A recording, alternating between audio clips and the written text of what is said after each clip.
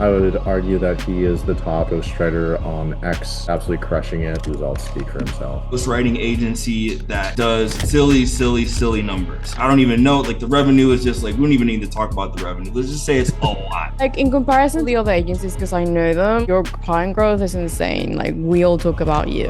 How to grow to 10,000 followers on X in just 90 days. Social media has completely changed. What was once a place to post our vacation photos transformed into an entire attention economy, fighting for your eyeballs fueled by algorithms, advertising, and now even AI. Over the past few years, we've seen how this technology has been getting more and more ingrained into our everyday lives, from pop culture to sports and the attention economy. It has opened completely new pathways for online business and making money that we've never had before, which means no matter what your goals in life are, it's more important than ever to get your social media right. And especially if you're building a business, I am putting my money on X, which used to be Twitter, to be the next big paradigm shift in social media. What's up guys, my name's Marco, CEO of The Birdhouse. My company has amassed 5 billion views, 500,000 followers, and over $5 million in product sales for our clients on Twitter, now X, in the past year. And now I want to help you do the same. Today, I'm going to break down exactly how you can build your brand new X.com account to 10,000 followers in just 90 days. And yes, this is entirely possible. I've done this over and over dozens of times for many different clients. But first things first, let's talk about X. Elon Musk last year acquired Twitter for $44 billion. And if you know anything about Elon Musk, everything he's touched is really turning to gold. He started with PayPal, and then Tesla, and SpaceX, and now Twitter, now named X. On a recent interview with Joe Rogan, he even said that he bought the platform to save humanity. His goal is to turn X.com into the everything app. In China, they have what's called WeChat, and it takes advantage of short form video, text-based posts, payments, and many other features. And with the recent announcement of Grok AI, X is going to have everything and more. Unlike other platforms like Instagram, TikTok, and Facebook, where the comment sections are just that, comments, X is made for conversations. The caveat with X is that people are much smarter. You always see the best memes and the ratios and all sorts of political discourse coming to Twitter, now X, first. It's funny, but it's informative, and it's a great place to build your personal brand. So let's start with your profile setup. We can pull up my profile here, and you'll see a couple of key things that are important when you're building out your profile. The three main things you want in your bio are who you are, what you do, or what you've accomplished. So for me, I do X marketing. On top of that, my profile picture is a clear picture of me. My header is a clear picture of my company. My website is exactly what my company does. And even my pinned post leads to case studies that I use to help get sales for my company. Now, that being said, there's tons of nuance here. I think of some of the big X accounts like Culture Critic, Knowledge Archivist. You can see that their profiles are set up a little differently, and it's important to go in and research the people you're trying to emulate when you're building out your profile. After you've set that up, you really want to focus on networking. When I talk about networking on Twitter, I'm talking about getting into engagement groups, getting friends, getting people in DMs, and joining little communities. Another thing you can do is connect with big accounts, join their Twitter spaces, DM them that you appreciate them, mention them in threads, or even buy their products. A lot of times what this is going to do is they're going to retweet your threads, comment on your stuff, or maybe even follow you back. This gives you a massive boost on the algorithm. And everybody knows that the big accounts on every social media platform is like the cool kids lunch table. Everybody wants to get into the groups and grow with each other, and no one knows how to get in. One tactic I used when I was coming up is I joined a like $47 a month community and ended up networking with a bunch of people in there, building out an engagement group. And then the leader of the group, who had hundreds of thousands of followers, would retweet me and even interviewed me for one of his podcasts. And what's really important about X is this little feature called the followed by. Under your profile, it's going to show who your mutual followers are with other people. And people on Twitter really take a lot of account for this. So getting followed by big accounts or mutual accounts is really important. And with that being said, your first 1,000 followers is absolutely the hardest part about growing on any social media platform, but specifically X. The reason it's hard is the X algorithm looks at you and wants to decipher if you are an account that someone's going to like. And if you have no initial reach, they have no way of telling that you'll be good for somebody else. So here's 3 practical tips you can do to help get your first 1,000 followers. You want to be posting less content. Like I said before, you're going to get less reach, so content is going to be less important at this time. Instead, you're going to want to focus on replies. Replying to big accounts, networking with big accounts, networking with people that are the same size as you, and building up those little engagement pods. Replying to big accounts is going to give you the benefit of their reach without having to do unique content. So for example, if you see a big post from Elon Musk, you you could be the first one to comment and get a ton of reach. That being said, I don't recommend going with Elon Musk because he has 150 million followers, so it's a very low likelihood that you're going to be at the top of that comment section. Instead, you can go to some other big accounts. I recommend between 100 and 300,000 followers in your niche and trying to be the top comment on their posts. A couple of tips on how to make great comments: be insightful, be entertaining, post a meme, be funny, or ask a question. At the end of the day, it is the platform for conversations, and you actually have to have social skills if you want to grow. Another practical tip that's unique to Twitter is spaces. You can join these little live podcast rooms and talk to the big accounts or small accounts and talk about really anything. What this does is if you get up and ask a question, make conversation, make people laugh, people will then follow you and they're going to trust you a lot more when they actually hear your voice and can put a voice to the name. At the end of the day, you do want to make connections with these people so that you can come on over and over again and continue to grow, actually build relationship, actually network, and actually learn something. When it comes to the content you do post, you want to be posting your personal experiences and whatever expertise that you can offer. The most important thing on X is to be unique, but to be valuable. So if you can post something that's unique to you and unique to your lifestyle, you'll be able to stand out more than all the other copy-paste accounts that are trying to do what you're doing. I can guarantee you that going from 0 to 1,000 followers is going to take probably the same amount of time as it takes you to go from 1,000 to 10,000 followers. That being said, once you hit 1,000 is where the fun begins. There was some old advice that I once heard: if you don't post, you die. Every single day you need to be posting. There's a couple of different content types on X that you're going to want to be aware of: a post, a thread, a long form post. These are really the three core posts that you can use on X to grow. You want to take advantage of the fact that X is the everything app. Not only can you post words, but you can post pictures, videos, voice recordings, and more. If you're already posting short form video on TikTok and Reels and YouTube Shorts, repurpose them to X. A feature that not a lot of people know about is immersive video consumption on X. So make sure that if you're creating video to maximize it and use it on X as well. We've already seen people like Tucker Carlson post full-length episodes of his show on X, and we've even seen Apple TV post exclusive pilot episodes in full on X. So really treat X like the everything app. It's multimedia, it's voice, it's video, it's text. You want to be putting everything out there. A general rule of thumb is to post 2 to 3 times a day at least, on top of doing replies. And a common question I get is, Marcos, what do I write about? What do I create content about? What should I post? For that, we're going to use the 5 content pillars that I call Pesto. First content pillar is going to be personal. That's P. Anything related to your story, your life, your day-to-day, some story you have to tell, that's going to be personal content.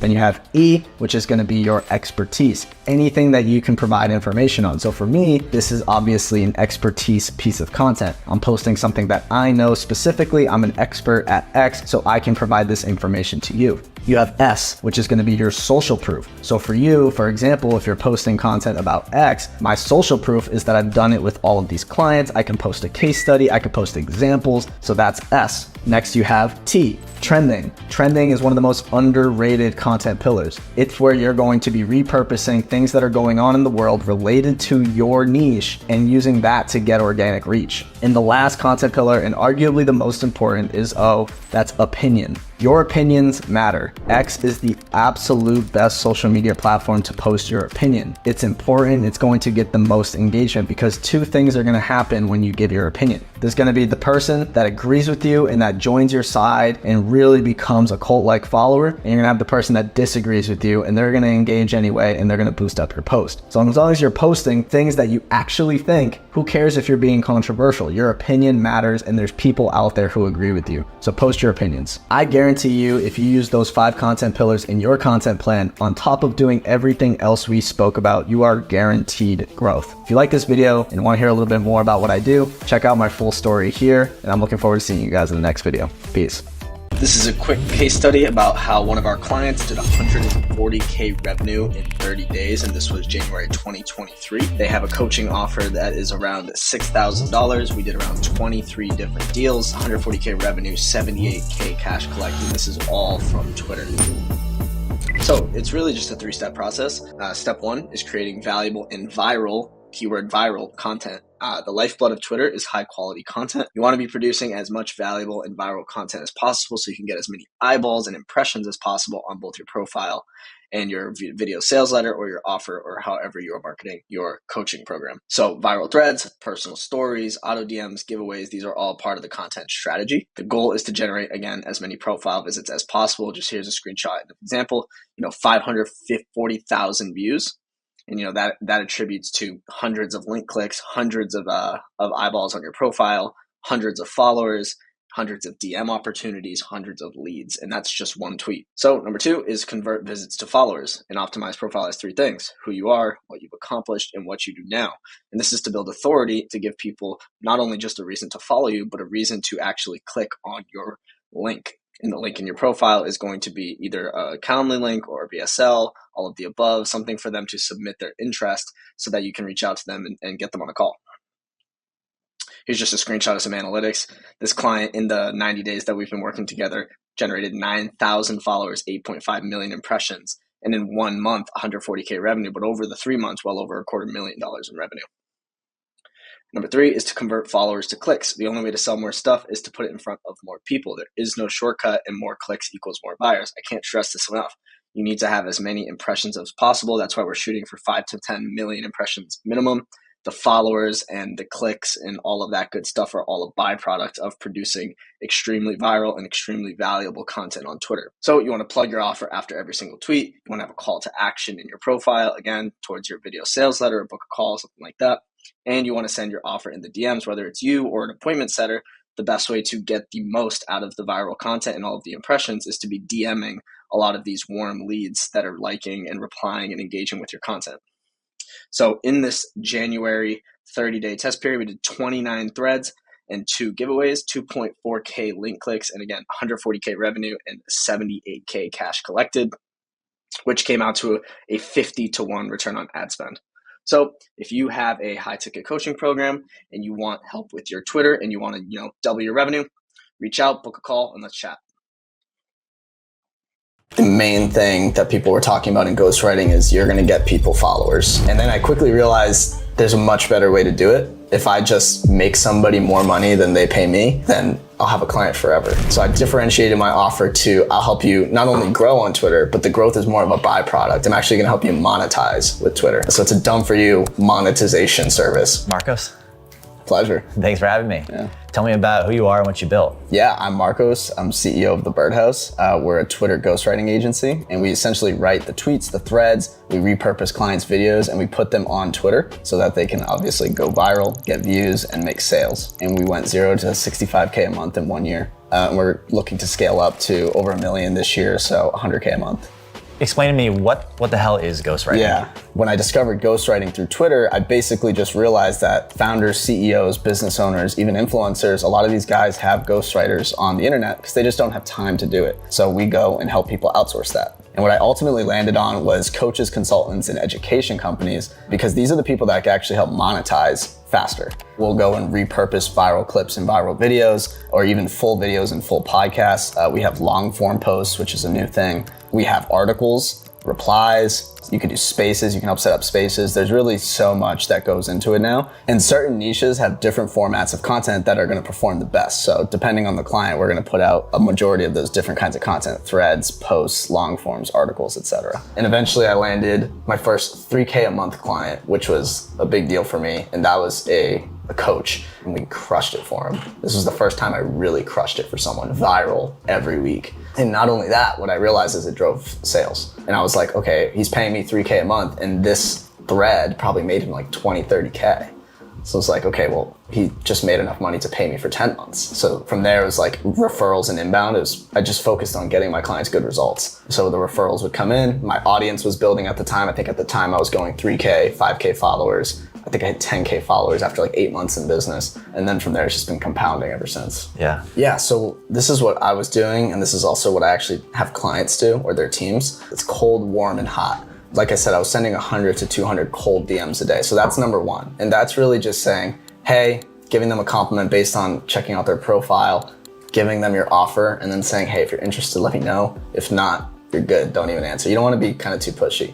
And then what's called warm DMs. It's just essentially DMing people who are following you, engaging with your content, etc. It all starts with kind of creating content on your Twitter. You always want to practice what you preach. Yeah. And then what's called hot DMs, which is the people who are already interested. They're DMing you first. They're saying, hey, I'm interested, right? So using those three and having a happy balance, that's how you can really accelerate the clients that you land. So it all starts with making content, sending cold and warm DMs, and getting the inbound leads. And it compounds very fast, like 100 DMs, 200 DMs a day, 2 to 3 tweets a day, including like a thread, and you're golden from there. Because in the back end, you're actually delivering your servicing, like I said, getting referrals and getting leads inbound, but then also doing the outbound. And when you combine those, you kind of create a flywheel. And then honestly, after 10, 20K a month, I'd say every business has kind of a different point where you have to ask yourself, do I want to be a solopreneur or do I want to be an entrepreneur? And that's when I decided to start hiring team members and building a real business under a real business name. Now we're doing about 70K a month and our margins are about 60%. We have 2 senior writers, 1 junior writer. I have an ops manager who was my real employee number 1. She was my assistant, now my ops manager. And then I have a sales representative as well. So a team of 5, 6 if you include me. All right, let's talk about tools. What tools do you use to run this business? Yeah, so I use all the basic stuff, obviously, Google Docs, Google Sheets, but further than that, I use Canva for design. We use Twitter, of course. We use Hemingway, is a really great app that'll actually help you with your writing. It'll show you which level grade you're writing at and help you dumb it down and make it simpler. We use a tool called Hype Fury to go and schedule all of the tweets, and we can schedule them there for clients. And you can actually have client account access without actually being in the client's account. And then we also use Notion, which is where we have kind of our company dashboards, CRMs, client hubs, everything like that. So I'd say those are really the main tools. All right, let's talk about competition. Starting a ghostwriting business is seemingly easy. How do you differentiate from your competitors? When I started, the main thing that people were talking about in ghostwriting is you're gonna get people followers. And then I quickly realized there's a much better way to do it. If I just make somebody more money than they pay me, then I'll have a client forever. So I differentiated my offer to, I'll help you not only grow on Twitter, but the growth is more of a byproduct. I'm actually gonna help you monetize with Twitter. Yeah. So it's a done for you monetization service. If you just learn business principles and then you learn writing, you can kind of offer that to anybody. Yeah. All right, so today's presentation comes from Marcos Ruiz. He runs a ghostwriting agency that does just silly numbers, right? I don't even know, like the revenue is just like, we don't even need to talk about the revenue. Let's just say it's a lot. One of, if not the best ghostwriting agencies in the game. Like most people can't touch Marcos. So it doesn't matter what niche you're in, whether you want to be a ghostwriter yourself, whether you want to go the coaching and consulting route, like you are about to get a masterclass on monetization. CEO of the Birdhouse. We build, scale, and monetize personal brands on X and LinkedIn. I started my agency kind of when ghostwriting became a thing back in 2022. And I was originally a freelancer, like I'm sure some of you have been. And then I built up my agency 1 hire at a time. We have a team of 5 now. And yeah, we are the minds behind many of the big accounts you guys see on Twitter. So that's the goal of this presentation. And we're going to go through it, how you're going to build your personal brand to attract clients, and then how you're essentially going to apply that to your clients as well. So the first thing we want to talk about are your content pillars. And this is really the kind of meat and potatoes of your personal brand. I see a lot of people talking about content, and I kind of developed what's called the Pesto pillars. And these are really the 5 content pillars that not only would you want to put out for your clients, but for yourself in order to not only attract clients, but also to build a personal brand that's long lasting. So we're gonna go through the 5 right now. So the first pillar is personal, and this is the P. Personal tweets are anything related to your story, your background, behind the scenes, family life, etc. This is what's going to build the personal in that personal brand. And I have some examples here. Many people you may know. Did JK give a class here yet? I know he was maybe giving a class. Okay, so you know JK, obviously good friend of mine. We have a podcast together. I actually convinced him to post a lot of this personal stuff. But this is really the core pillar, and there's a reason it's the first pillar. You want to make sure you're building a personal brand and not just a brand. Especially in 2024, people resonate with people, and this is probably the most important brand when it comes, or the most important pillar when it comes to building a personal brand. So again, this is your personal stories, behind the scenes, etc., family life, vacations. You actually want to be posting this stuff because what it's going to do is going to put a face on your brand, and people are going to ultimately buy from people that they like and people that they resonate with. And you want to be putting this stuff out. Otherwise, you're going to get drowned in a crowd of people writing case study threads, and I did this, and I did that, and I did this. But if you don't have a face on your brand, you're never going to resonate with anyone. So make sure you're including this. Pillar number 2 is going to be expertise. So expertise is really the meat and potatoes of building authority. So when it comes to authority, and I put some 2 stars here, but these are some of the different kinds of tweets and threads and content you're going to want to create. It's going to be how-tos, frameworks, listicles, mental models, etc. And the reason I put these stars here, there was a study done, I believe it was between December 2023 and January 2024. The 2 highest performing types of text-based content on the internet are how-tos and listicles. This is indescribable across blogs, SEO, everything. How-tos and listicles are the top 2 performing pieces of text-based content. And then apart from that, it's all different types of video that outperform them. So those are really the core 2 that you want to be focused on when it comes to expertise content.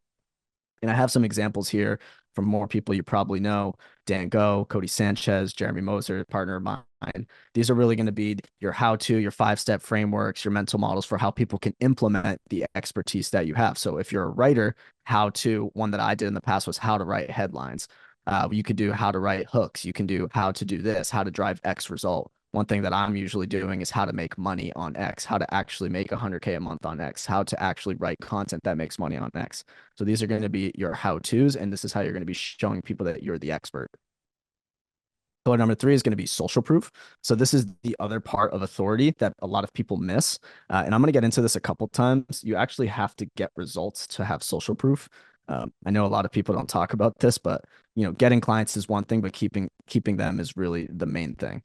So this is where you're going to be posting the social proof that you have: case studies, client wins, testimonials. And if you don't have any clients or case studies or testimonials, you need to be finding every little thing that you could possibly put out there for a case study or a testimonial. So for me, when I got started out and I had 2,000 followers, 500 followers, 3,000 followers, I was putting how I gained those followers. I was putting how I was writing the content that got me this result. And I was slowly building up incrementally better and better case study. So what I like to call it is really it's case study arbitrage or case study stacking. Your entire goal as a writer when you first start is to build a case study or a client win or a testimonial, and then use that to get another client. And then you use that client to get a better case study. And then you use that case study to get a better client, and so on and so forth. So you want to be case study stacking. And this is how you're going to get bigger and bigger clients, higher and higher paying clients, higher retainers, and eventually rev shares and all sorts of big deals that I'm sure you guys have talked about. So this is really one of the cores of how I was able to get clients. And I'm going to talk about this later in the presentation when we talk about inbound lead gen. But social proof, extremely important. I got a couple examples for you here. Next is going to be trending. And these last 2 are really pillars that no one talks about. And that's why I think it's important to know. So this is going to be trending. The trending pillar is how you're going to be taking advantage of SEO. I know a lot of people on here probably get frustrated. They write content, it doesn't get any views. They put out a video, it doesn't get any views. Well, one of the ways you can combat not getting views is taking advantage of search engine optimization. So what's trending in my industry? What's trending in the industry? What's a popular topic right now? So I've gotten some examples here. I don't know if you guys were around when ChatGPT first came out. I know I was, but everybody was writing ChatGPT threads. It was everything. It was the easiest possible way. I think I gained like 4,000 followers in the ChatGPT era. And it's because you're taking advantage of what's trending, because it's going to have the most organic searches in terms of content. So not only for you and your clients, but you want to be writing ChatGPT, AI when that's popular. Or when Apple Vision Pro came out, you write Apple Vision Pro things. Or when I don't know if you guys saw the Mark Zuckerberg thing where he came out and was doing this like weird robotic thing at UFC. But if you guys know anything about Jesse Pujji, he's one of the biggest accounts in probably the SaaS space. Even he is taking advantage of the trending pillar. So really important. So you want to ask yourself kind of what's trending in my industry? What can I look for that I can take advantage of right now to get those organic impressions? And one practical thing you can do here, and I think Alex Hormozy talks about it, is essentially write down like 3 or 4 of the pillars that are kind of in your industry and just Google them. So for me, it's fairly easy with Elon Musk and Twitter. It's fairly easy to Google it and find one of 1,000 articles bashing it. I can just pull up any one of those articles and give my opinion on it or write about it or talk about it. And I'm going to get much more organic reach than if I just write about anything else.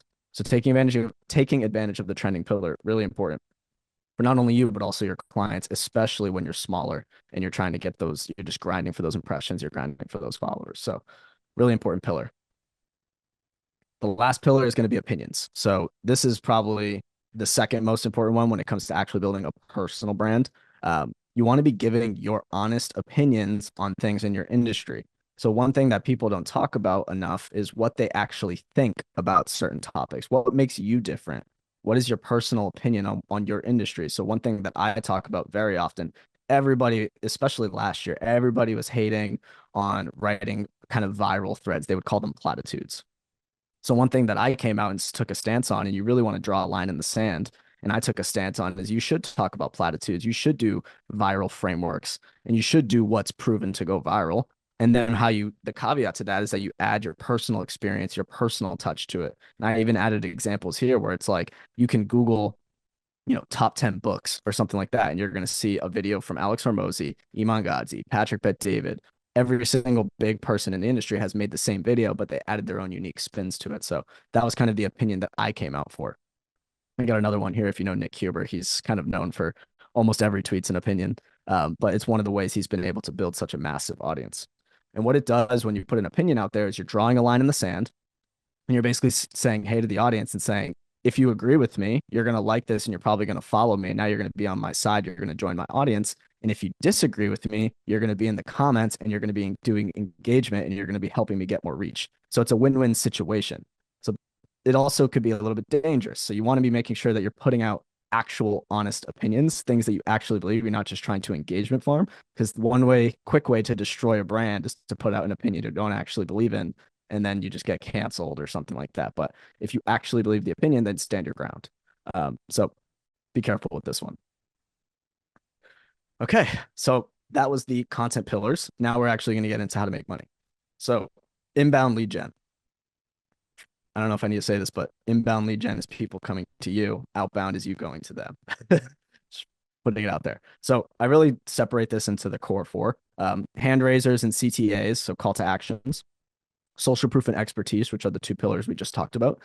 Profile optimization, which is pretty important, but not that important. And results, which is the most important. You actually have to get results. And I'm going to keep saying that because you can do everything in this presentation, but if you suck at writing, you're not going to do anything. You're not going to get any clients. You actually have to slowly build your skill. So that's important. So I have some examples here of just like, these are one thing I wanted to do in this presentation. And I noticed a lot of people doing these presentations is they talk about what they're doing now, but they don't talk about what they did when they were coming up. So I went all the way back to literally my first month in business to what I was doing to actually build my first 10K a month. So this is in 2022, some of my tweets that actually generated leads. And I ended up finding the lead that was generated from the tweet. So I wanted to put out these examples.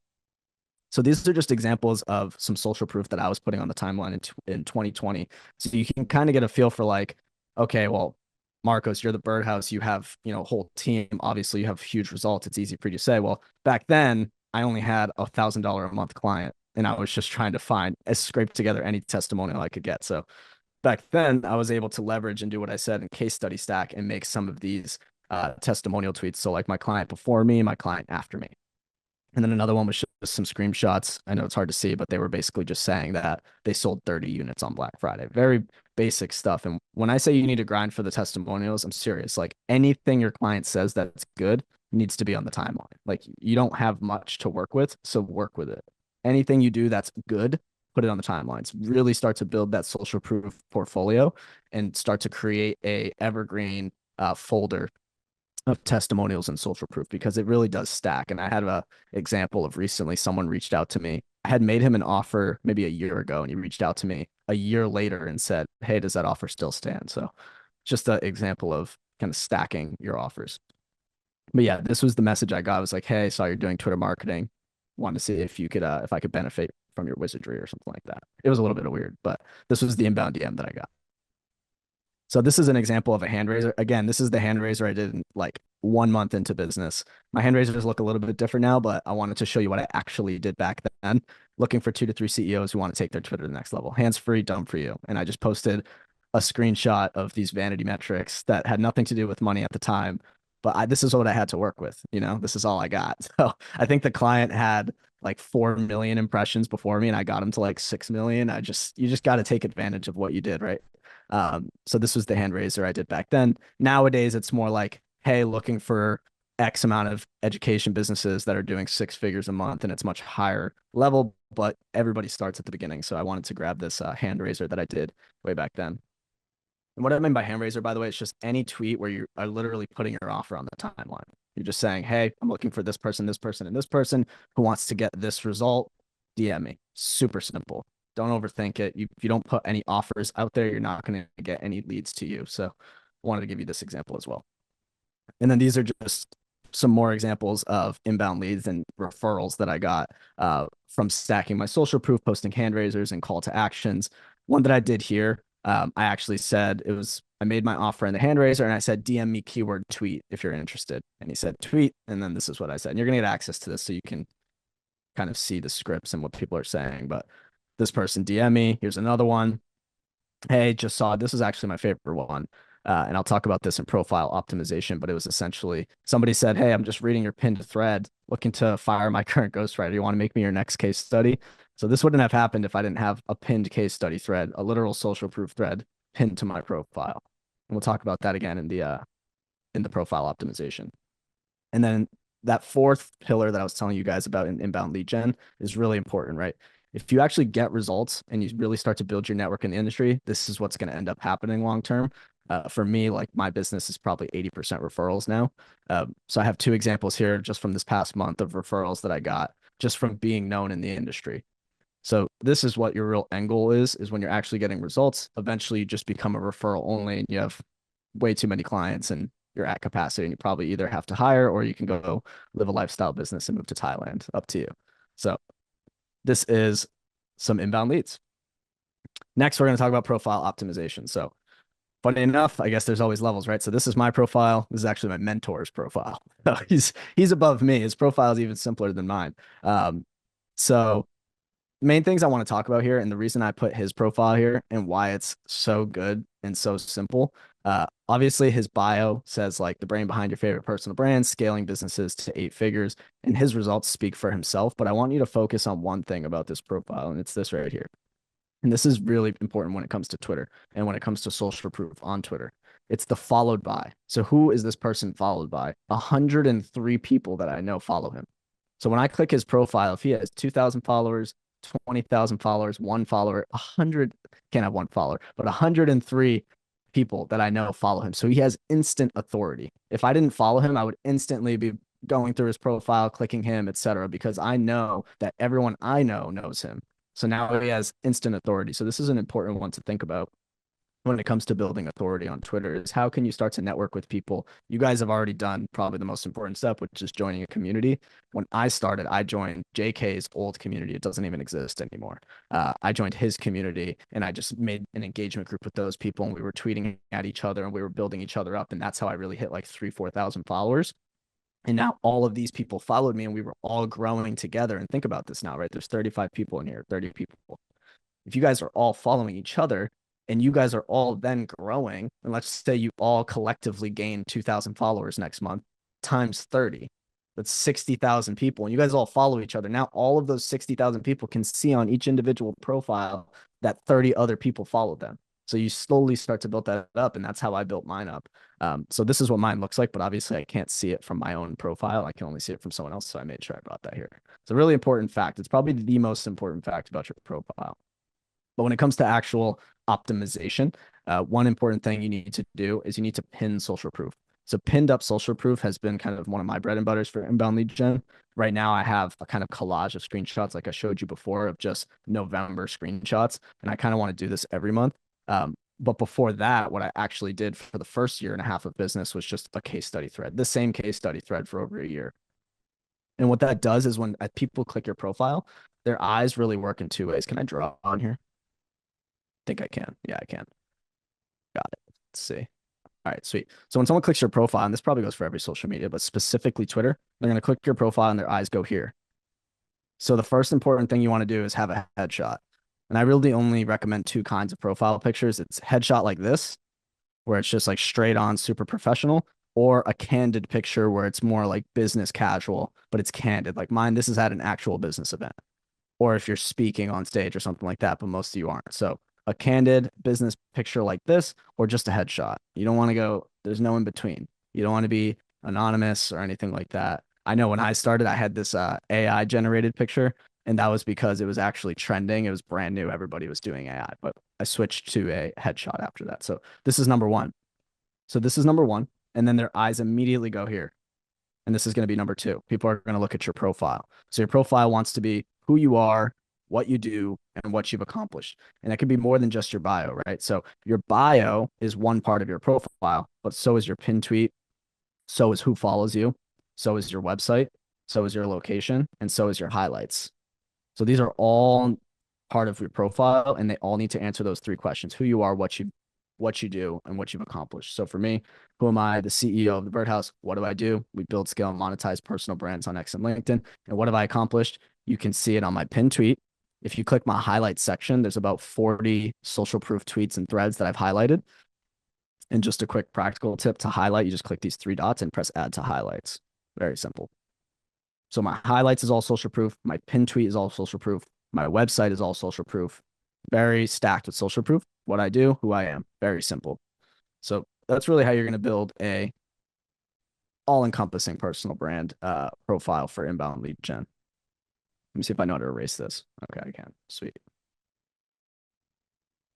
I'm sorry if you guys have questions, but I think we're going to do them at the end. So let's go to the next slide. Sweet. Outbound DMs. Oh, missed a guy.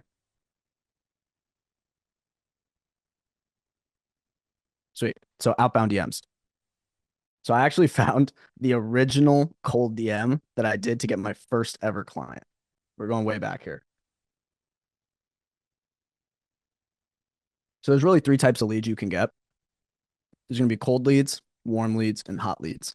Hot leads are just inbound leads. So we're not going to talk about those for the purpose of this section. We're going to be talking about cold and warm. So you have cold outbound and you have warm outbound. And you might have heard this from someone else. So cold, we're going to start with that. So two tips on, I guess it's three tips. Tips on cold. Send as many as the platform allows. More so, send as many as your time allows with cold. This is one that's like, some people kind of overrate it and some people underrate it. So I'm just going to give it to you real. There's no number that you should do per day. And there's no like, you're not going to get clients if you don't do them. And there's also no like, you're going to get clients if you do them. I do them because I had the time to do them, especially when I started my business. So I just sent as many as I freaking could, right? But the most important thing is really consistency. It's a marathon, not a sprint. What I see a lot of people do is they kind of burn out right away and they'll go and send like 500 DMs and then they just won't send them ever again. But if you could be consistent and send 10 a day, 50 a day, 100 a day, 500 a day, if you're like 18, you can just be consistent every day and compound that. And it's much better than just blitzing it all up front and getting burnt out. When I started, I was sending like probably like 100 a day. And then I dialed it back really fast to like 25 a day because everyone was telling me you need to send like 1,000 a day. I'm like, that seems impractical. So, to say the least, I'm like, I'd rather send a good 25 than a terrible 100. But to be fair, what I always say is consistency is more important than anything. Whatever you can actually stick to is good, especially if you have no clients. You definitely probably should do cold. So those are just some like tips. Here's literally the first DM I ever sent. Not the first DM I ever sent, the first client I ever got with a cold DM. So this was my first ever client. I charged him $1,000 a month and he churned within like a month. It was like, because I sucked. I didn't know what I was doing. But it was basically, hey man, I had his name here. I love the data barrier breaking down with the name of his SaaS company. He had a data company. You're really closing the gap for the little guy. I don't even know what I was saying. I was trying to be relatable. So usually what they say is, hey, compliment is what you put here is compliment. And then you actually offer them. So then I was like, hey, I'm reaching out because I wanted to see if you'd be interested in getting 10K followers in 10 weeks, which I had no business offering because I could not deliver that. This will help you become an online authority. If you're not, then it's all good. But if you're at all curious, let me know and I'll send it over. He said, sure, I'd love to hear more. Yada, yada, book to call, close them for 1K a month. Insane low ROI. But what it was is my first client. And what I was able to do from here, and I might have a screenshot of this. What I was able to do from here is not only was he my first client, but I got my first testimonial in what the testimonial actually was. It was a screenshot of him saying that he got 7 trial subscribers to his data company. It was like the smallest little case study I could ever possibly get. And I tweeted out that screenshot like 400 times. But this is what I was talking about when it comes to case study stacking and social proof stacking. Means you really got to start somewhere and start with any kind of social proof and then put it out there. But this is a cold DM. You can use this script, by the way, and it's probably still going to work if you send enough of them. So yeah, there's that. And then this is just a couple of practical tools for you to use. When I started, I was using Phantom Buster. Phantom Buster is really good if you're going to use all platforms. Rocketbird is what we use now, and that's Twitter only. So I'm not sure what the split is here for Twitter to LinkedIn or anything like that, but Rocketbird's Twitter only. Phantom Buster is kind of all platforms, and these both have built-in CRMs and everything like that. I'm not going to go into the practical how to use them. They have tutorials on the website, but these are what I used when I was scraping leads. So what you want to do is just scrape the followers or scrape the subscribers of someone that's kind of in an adjacent niche to you. So what I started, I actually scraped the followers of Alex Hormozy and then just DM'd all his followers, and that's who that person was, which you can do with both of these tools. Okay, warm. So warm is actually bread and butter. This is what we do for our clients and we do for ourselves. So warm is really reaching out to people who are new followers, comments, retweets, quotes, and then lastly, old followers. Pretty much anyone that's ever engaged with anything from you in terms of social media is now a warm lead. All a warm lead means is it's someone who actually has some semblance of an idea of who you are. So if they liked your tweet or retweeted or commented, obviously they know who you are. A little bit. If they're a follower, they definitely know who you are. If they're an old follower, they probably forgot, but they might have not.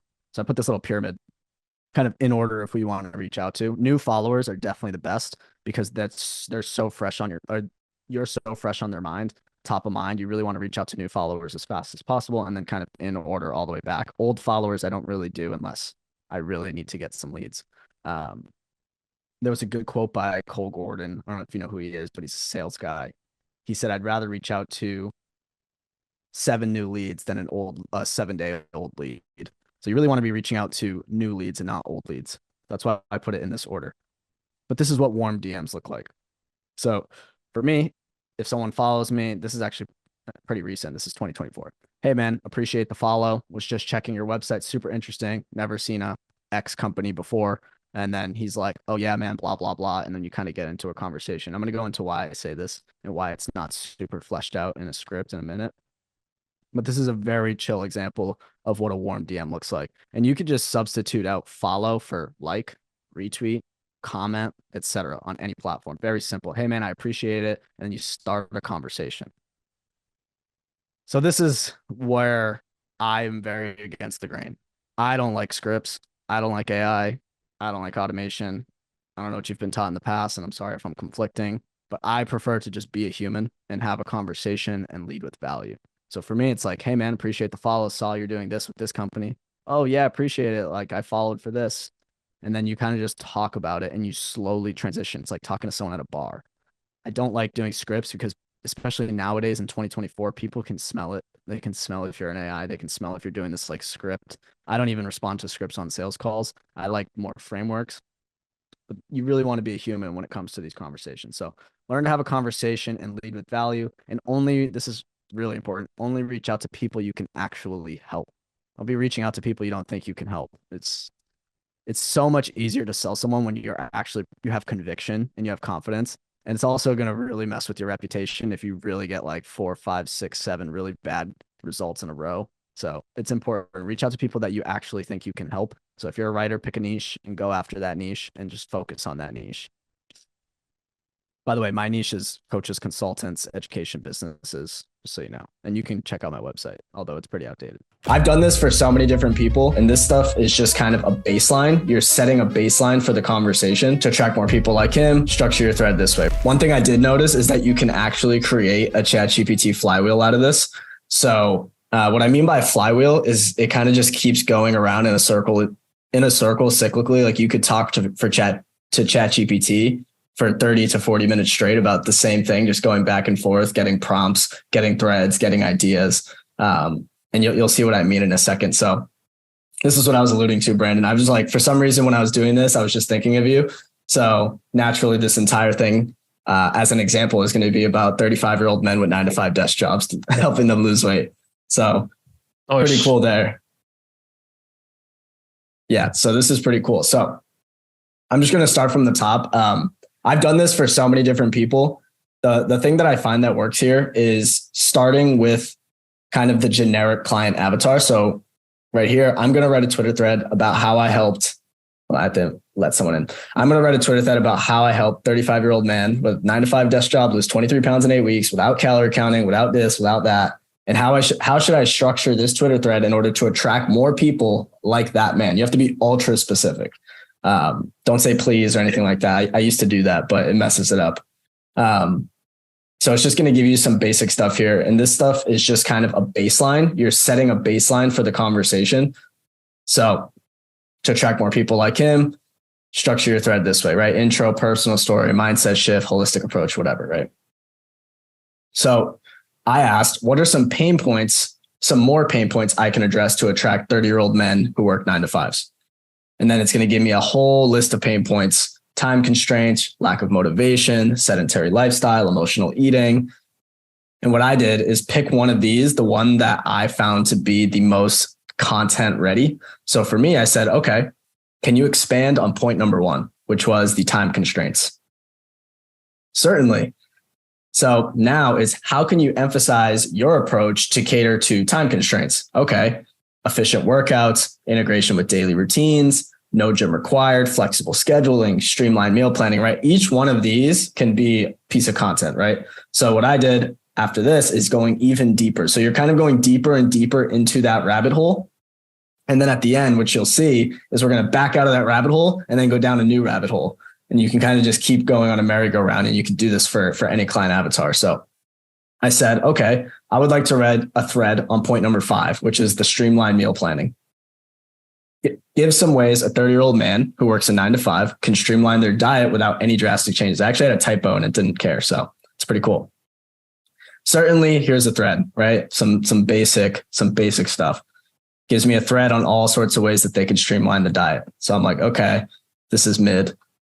So naturally, I'm like, give me 5 ways a 9-to-5 working man can improve their diet without meal planning. So then it goes even deeper on a way that they can meal plan the way that they can diet without meal planning. And I'm just going to keep going deeper on this. And what caught my eye on this one was this part right here. With my thread brain, we write hundreds of threads a month. So the first thing that caught my eye here was when it said stock healthy staples. I was like, all right, give me a list of 17 healthy staples that a 9-to-5 man could keep in their pantry. And what it does here is it literally gives me 17 staples. And this is a whole thread. If anyone's been on Twitter, they've seen a thread just like this, right? 17 staple foods that you could put in your pantry as a 9-to-5 man. Canned beans, whole grain pasta, quinoa, canned tuna. It goes you all 17, right? So I'm like, all right, this is right here. Like, this is the meat and potatoes of a good thread. So I'm like, all right, let's go deeper here. And then naturally, I didn't know that it couldn't do this. It's done it before, so this is a little finicky. I've done it for myself, but I said, take this list, turn it into a Twitter thread and use the style of Dan Go. It didn't let me, so I have the workaround for you, which is cool. Is I actually just copy and pasted Dan Go's thread here about some random thing. I don't even know what it's about. Top 10 supplements, right? I use Tweemax. And then I said, and this is the key here, right? Analyze the above style. You can not only do this for people in your target market who you want to mimic. Oops, I didn't let someone in. So for me, right, if I wanted to mimic JK, I could copy and paste this thread, put it in quotations and say, analyze this style, and now rewrite me a thread in his voice. And you can do that, Brandon, for Dan. Lucas, you could do that for Steven Trister. Faraz, you could do that for Dakota. Brian, you could do that for me. Tom, you could do it for anybody, right? So that's how you analyze the voice. And you can do this for yourselves, right? If you have enough of your own content where you've already developed your own voice and you've went viral with your own threads, write it in your own voice, right? If you don't have a voice yet and you've never went viral, I highly recommend analyzing people who have in your niche, right? So anyways, analyze the above style, Dan Go. Certainly. And what it does is it spits me back in his voice. And I didn't really love it. So you'll see what I do here to kind of threadify it. Me and my team like to call it threadifying. So we threadify this. Ready? It's all good stuff so far. I'm like, hashtags are dead. So I'm like, rewrite this with no hashtags and no emojis because those are corny, right? So now we've got no hashtags and no emoji. Now we've got something here, right? This is almost perfect. So I'm like, all right. And if you guys didn't notice, what's the first thing you notice about this thread that's not good? These exclamation points, right? Like nobody talks like that. Nobody talks like that. It's weird. So don't do that. So I scroll down, I'm like rewrite with 1 sentence per line. So now I've got it 1 sentence per line. And what I would do here is add pictures. And you'll see I tried to add pictures with ChatGPT earlier. I obviously just cut it off because it was too long. I said rewrite in a less excited way, be emphatic and straightforward with the information because I didn't like how it was being weird. So now it's being emphatic with less information. It still has this exclamation point, which you could just edit out. But now it's being straightforward and emphatic with all of the information. And then I said add pictures, but it didn't listen to me. So just Google the pictures, right? So then I was like, all right, right here, I have a whole thread right here. I don't really have to add anything. The one thing I could add if I had more time that day is you could add a third line, maybe adding your personal opinion on it or a personal anecdote about each piece of lean protein, whole grains, right? I'm not a fitness guy, but I imagine some of this is pretty good. And if you don't agree with like legumes, you could just substitute it out for one of yours. So this gets you about 90% of the way through on a thread. And we've been on this call for like 4 minutes, right? This would take you like an hour. So now this gets to the flywheel point, right? So I was like, all right, I'm done with that. Let's go back to the original prompt. You don't have to start anything new here. Let's go back to the original prompt. All right, it just kind of spits out what we had originally. So now I'm like, use the above structure, the structure that it gave me, this 9-part with calorie counting and all of this stuff. Use the above structure and write me a Twitter thread. And this is for case study threads, right? Everyone knows about sawdust and case study threads. This is for a case study thread. Use the above structure, write me a Twitter thread about a 35-year-old man named Dan. Dan is an accountant. He's 68 pounds overweight. He wants to lose weight so he can be more active with his kids and have more energy in his days. Super specific. 1 of 7, meet Dan. It gives me literally a whole thread on this fictional character that doesn't exist. But if you put someone that's actually exists, AKA a past client, now you have the blood and guts of a case study thread. Rewrite without hashtags or emojis. And apparently you can't do Alex or Mosey, but what you can do is rewrite in the voice of pretty much anyone that has enough information online. So I said rewrite in the voice of Gary Vaynerchuk. This is pretty funny. This is the story of his remarkable weight loss journey. Let's talk about Dan. It's interesting, actually. I actually liked the Gary V one better than the original one. So you can rewrite this in the voice of any famous marketer. You can do Ogilvy, Gary V, Grant Cardone, Ty Lopez. I'm not sure who else. Those are the 4 that I've tried so far. I'm sure you could probably do like Dan Locke or something like that, or anyone that's big. You probably do Jeff Bezos if you wanted. So you can rewrite this in the voice of anyone, or alternatively, you could have it analyze, as we did above, any past thread of yours, a competitor's, etc., and you'll get the voice of that thread. Now I wanted to go into the DMs, right? So this is even further down the rabbit hole. I'm going to reach out to men in their 30s who interact with this Twitter thread. So now you're talking about warm DMs. So for those of you who are doing outbound campaigns, warm DMs, this is great.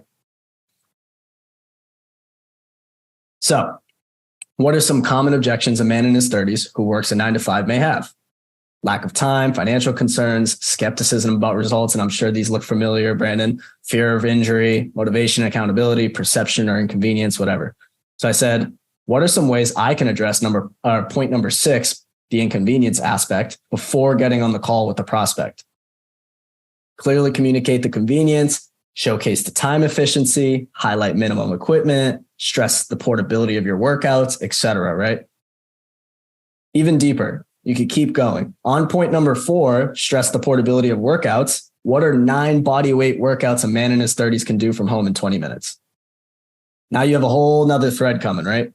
Here are 9 body weight workouts that a man in his 30s can do from home in just 20 minutes. Boom, 9 workouts. Record yourself doing all 9 workouts like Dan Go does.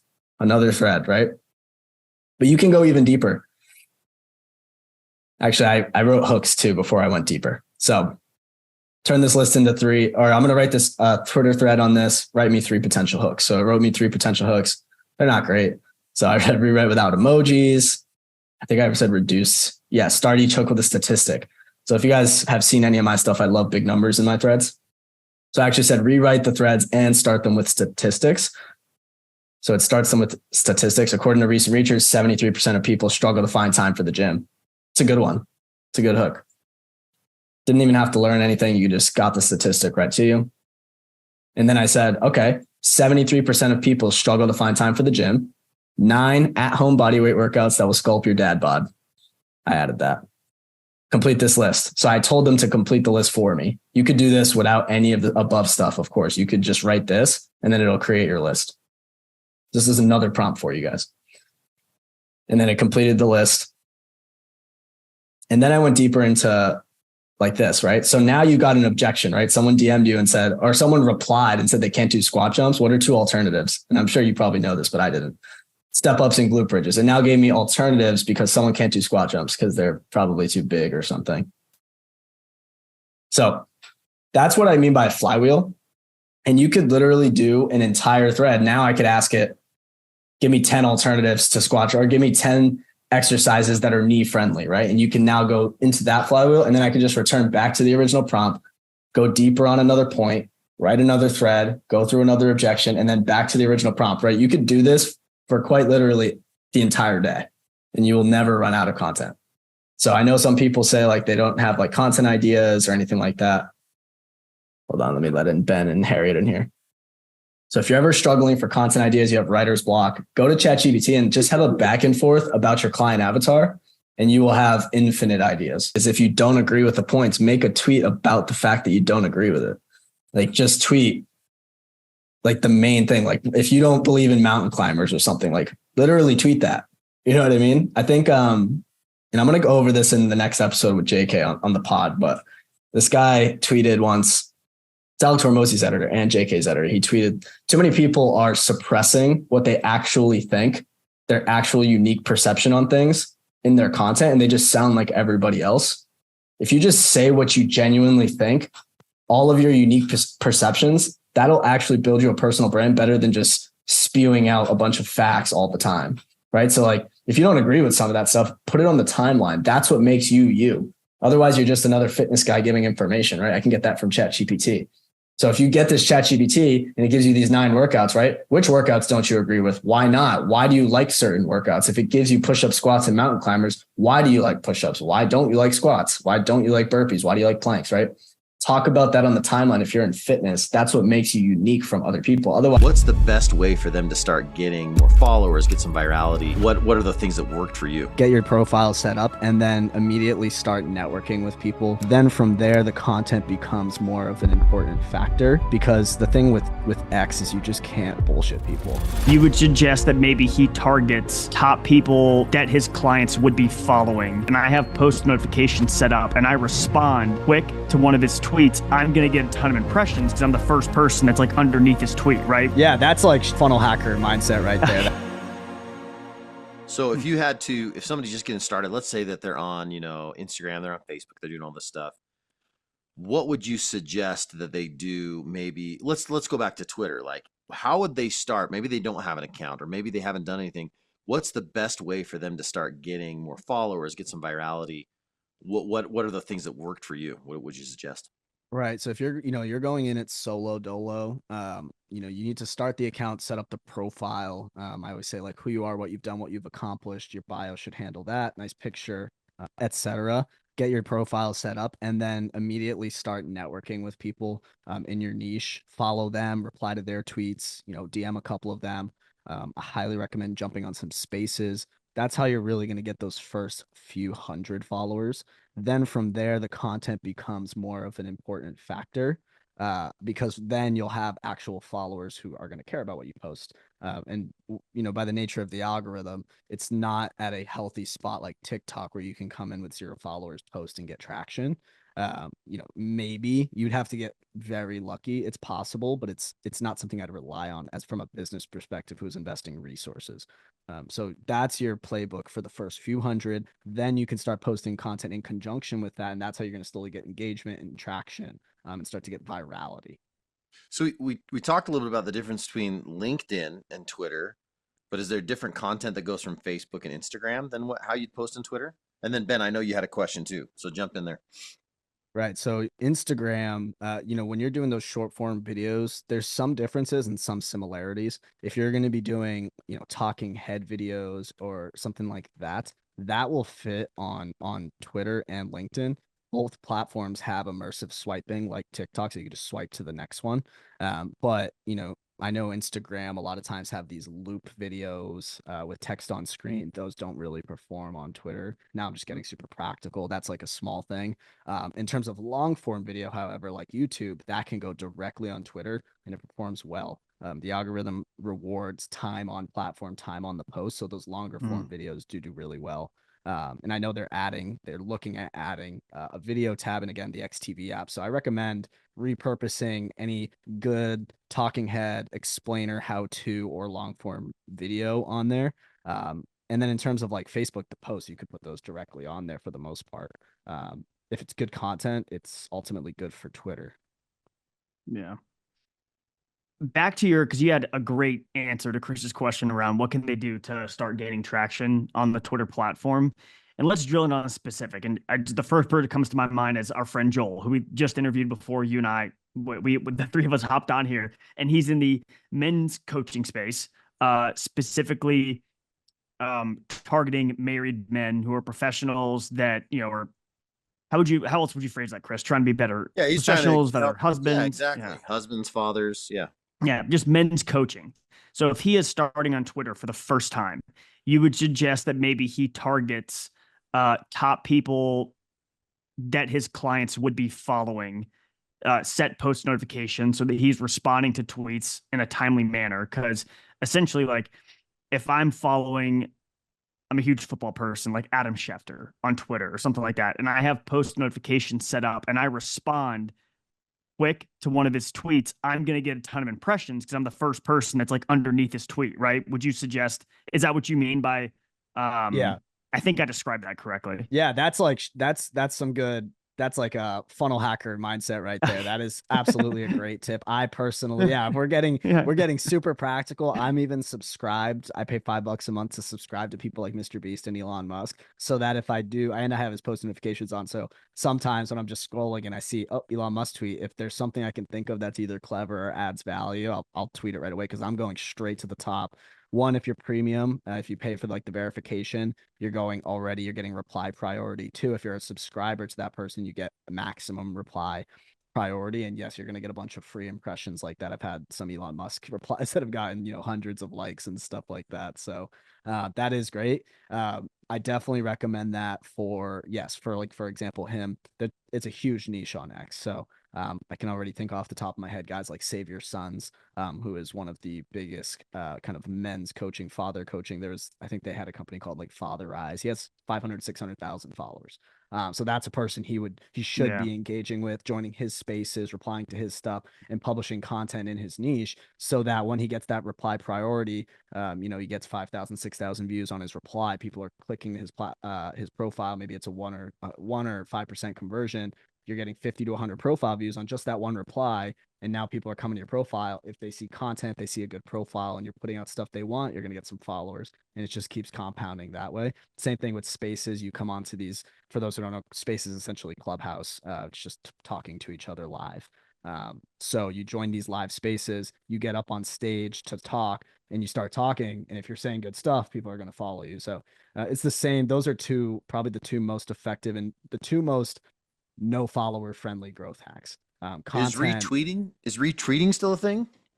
Retweeting it's reposting now. Let's get political. I'm the old guy in the room. It's an X suite. Reposting is still a thing. If you can get reposted by some of these accounts, that is a great way to get traction. Obviously you'd have to, earn that repost. Practical tips, since we're getting into the funnel hacking. When I started, I would mention some of these, I call them the Dream 50, the Dream 100 is what like a lot of people call it. It's essentially the 50 to 100 accounts that you want to be like, or that are, at the top of your niche. I would start mentioning these accounts and writing threads about them and stuff like that. And, the occasional time they'll see the thread and think it's cool, they'll retweet it, because it puts them on a pedestal. So that's another great way to get retweeted by these accounts or get noticed by these accounts. Because, one retweet from one of these, like for example, for Joel, one retweet from Save Your Sons on a really good post could change his life. It could, he'll get if he gets millions of views on that, I mean, it's liftoff. So reposting is still very powerful, or quoting, or even replying. You're going to get boosted on any of that. Dude, that's sweet. Even like people that are looking to get started, using those two things to start to grow their brand. And really from there, I mean, it's kind of left off. But again, it's all, the content, and it's the water cooler of the world, right? Entering the conversation and being where people are. So with these platforms that are, a little bit quote unquote newer, I sometimes my YouTube commenters yell at me when I say it's new, but I'm talking about X, not Twitter. But for these newer platforms, a lot of times it's not as cut and dry as, a 2 billion, 3 billion user platform like TikTok, Instagram, where it's just make your profile, post reels, go viral. It's not like that with these newer platforms. If you want to get the benefit of being early, you kind of have to get into these like funnel hacker mindset. So it's risk reward. You play the game with these newer platforms, but you can, the reward is massive, and it's different than like a TikTok where you're only as good as your next TikTok, right? Right. Because the thing with X is you can't bullshit people. Like you have to have stories to tell, expertise to tell. I separate our content pillars into 5. I call it the Pesto pillars. It's kind of my thing. It's personal, expertise, social proof, trending, and opinions. If you don't have good personal stories, good expertise, good testimonials or social proof or things you've done in your life, or good opinions, you really can't fake it, right? So you give me someone that's super boring. So if you're boring, stay away. If you're Or on interesting, Instagram, you could post reels that say, "I'm rich. Learn how I got all this." right. When you're not giving any context, It's not and people right. grow their accounts, dude. We've Oh talked to yeah. them. It's crazy. It is so hard, if not impossible, to fake it till you make it on Twitter. You will get destroyed. I mean, it's like the culture I of love Twitter. that though. Yeah, the culture of Twitter is just transparency, ratio. Like you're gonna get if you get, if they get a sniff that you're faking it or you're trying to be successful without actually providing any value or you're lying, some of these big accounts will destroy your whole career. Like you can't fake it on X. It's awesome. I love it. And that's probably why a lot of people hate it. But that's Yeah, but why I we love need it. more of that, man, because people take a lot of stuff at face value and they fall into some of these traps of people who maybe, don't actually know what they're talking about and they just jump in and start going. So I appreciate it. I actually think that's a big, big issue in our space, right? Is the guru space, the expert space. People are getting wise to it if they really aren't. So if Twitter's Yeah. the best place to do that, man, like You're I'm all in. you haven't really made it until you've gotten kind of reamed out by the community at least a couple times. Like everyone I know, including myself, has posted some sort of tweet it's nothing wrong with the tweet, but somebody didn't like it, and you'll just get memed on, clowned, like you're getting quoted, Give me an people are example. laughing. Give me an example, man. Okay. I have one that was like maybe a few months ago where essentially I was doing a trip around Europe. And I had went to Poland, and my operations manager lives in Poland. And I posted a picture, and I was like so grateful for her. She crushed it. We're gonna blow it up, whatever. People were crushing me. Like I was just everyone was laughing at me. They were like, "You flew out for a girl. Like you did all that for your VA. Like all sorts of stuff." And it was just like funny because I didn't do anything wrong. But the interesting part about it was I got a lot of followers from executives who actually understand that it's a great thing that I did, and it was pretty cool, and it added a lot of authority and legitimacy. So I got a lot of people were making fun of me that were not my ideal audience, but a lot of founders and executives, like literally a couple hundred founders and executives, followed me from that post. So that was kind of a rite of passage. But I mean, if you see, every guru has been destroyed by like the regular populace on Twitter. It's kind of inevitable, in the business space when you're an entrepreneur, that you get memed. But Twitter, yeah, it's a different beast. I'd say I always tell clients that the market sophistication and awareness on Twitter and LinkedIn are just way higher than like a Facebook or an Instagram or a TikTok or anything like that. Maximum awareness, maximum sophistication. Just the average intelligence of the average user is just so much higher than these other platforms. So it kind of weeds out the kind of low quality creators. And I think that's why less of them are coming on. And that's also what we do best, is we can help kind of flesh out people's ideas and make them actually do well. Yeah. And before we continue to dive into what you're building at the Birdhouse, going back, because I always like to make sure we highlight everything about your journey, because there's an entrepreneur listening that might be in a certain stage, and hearing that you went through that maybe is the reason they push forward.